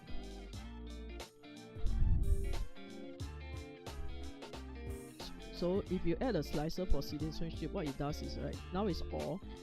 If you change it to only local, notice how the total number of customers become 8 now. Even your pivot table is changed, your room type is changed, and your revenue is also changed. See what I mean? And then let's say I change to foreigner. You see the changes? Immediately it's updated. So that's how powerful a slicer is.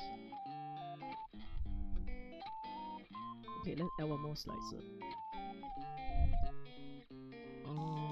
Let's add based on the room type. Oh, what? There's another slicer over these rows with a different data range. E1 to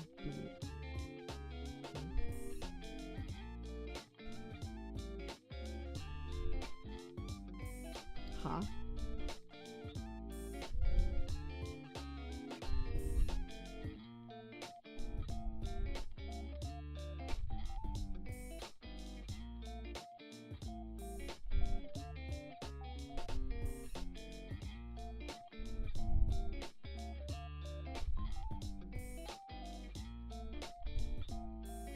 Room type, okay.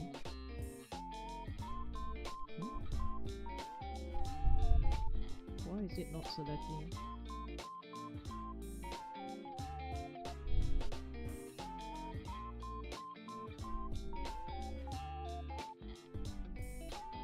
Must use the same data range. Why? Oh, I think I know why. Because this one is supposed to be the whole table, I think.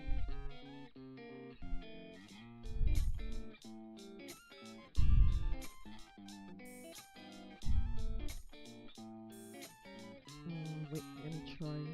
Instead of this, it should be like this. Then it should be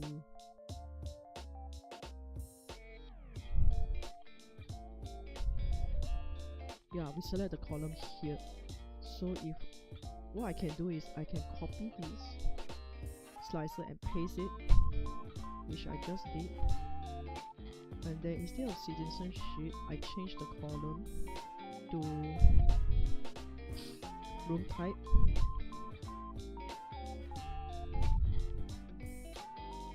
Okay, so let's try clear. I want to look at double bed. Yeah, it works. Okay. Let's say double bed and twin beds. Okay, and then we can change to only local. Yeah, you see the chart just update automatically. Ha, Yokata. Hey, select all.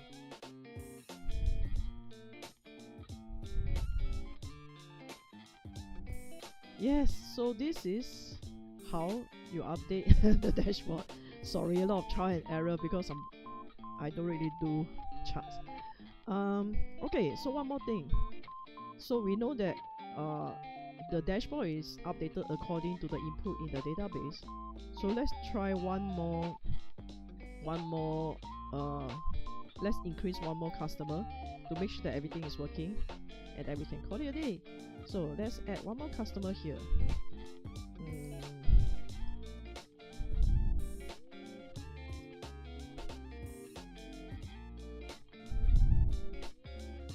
Citizenship, foreigner, check-in date.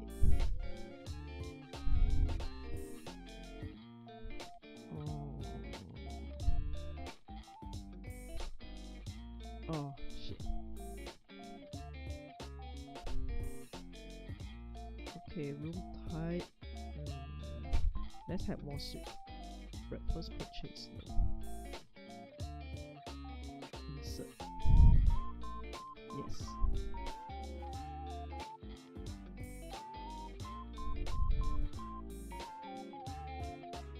Ta-da! Our dashboard just added the one customer that has been added to the database, Amelia Watson. Yes. Cool. Wow, the average shot up because of her. Okay, cool. So here it is. Sorry, a bit of try and error here in the chart departments because I don't really do charts. But yeah, I guess at least we got the script pretty good. I guess this is how you can see how Google Sheets can be pretty powerful if you know how to write the apps script. And I hope this would be helpful for you. And yeah, that would actually conclude our Excel learning stream. And then I'll let you guys know if let's say we have another learning stream coming up. But I guess sorry, today's stream is kind of long. It was taking longer than I expected. And yeah, but I guess I'll see you guys another time. Probably the next stream should be a gaming stream. Yep, I'll see you guys another time. Thank you for dropping by and matane, jane.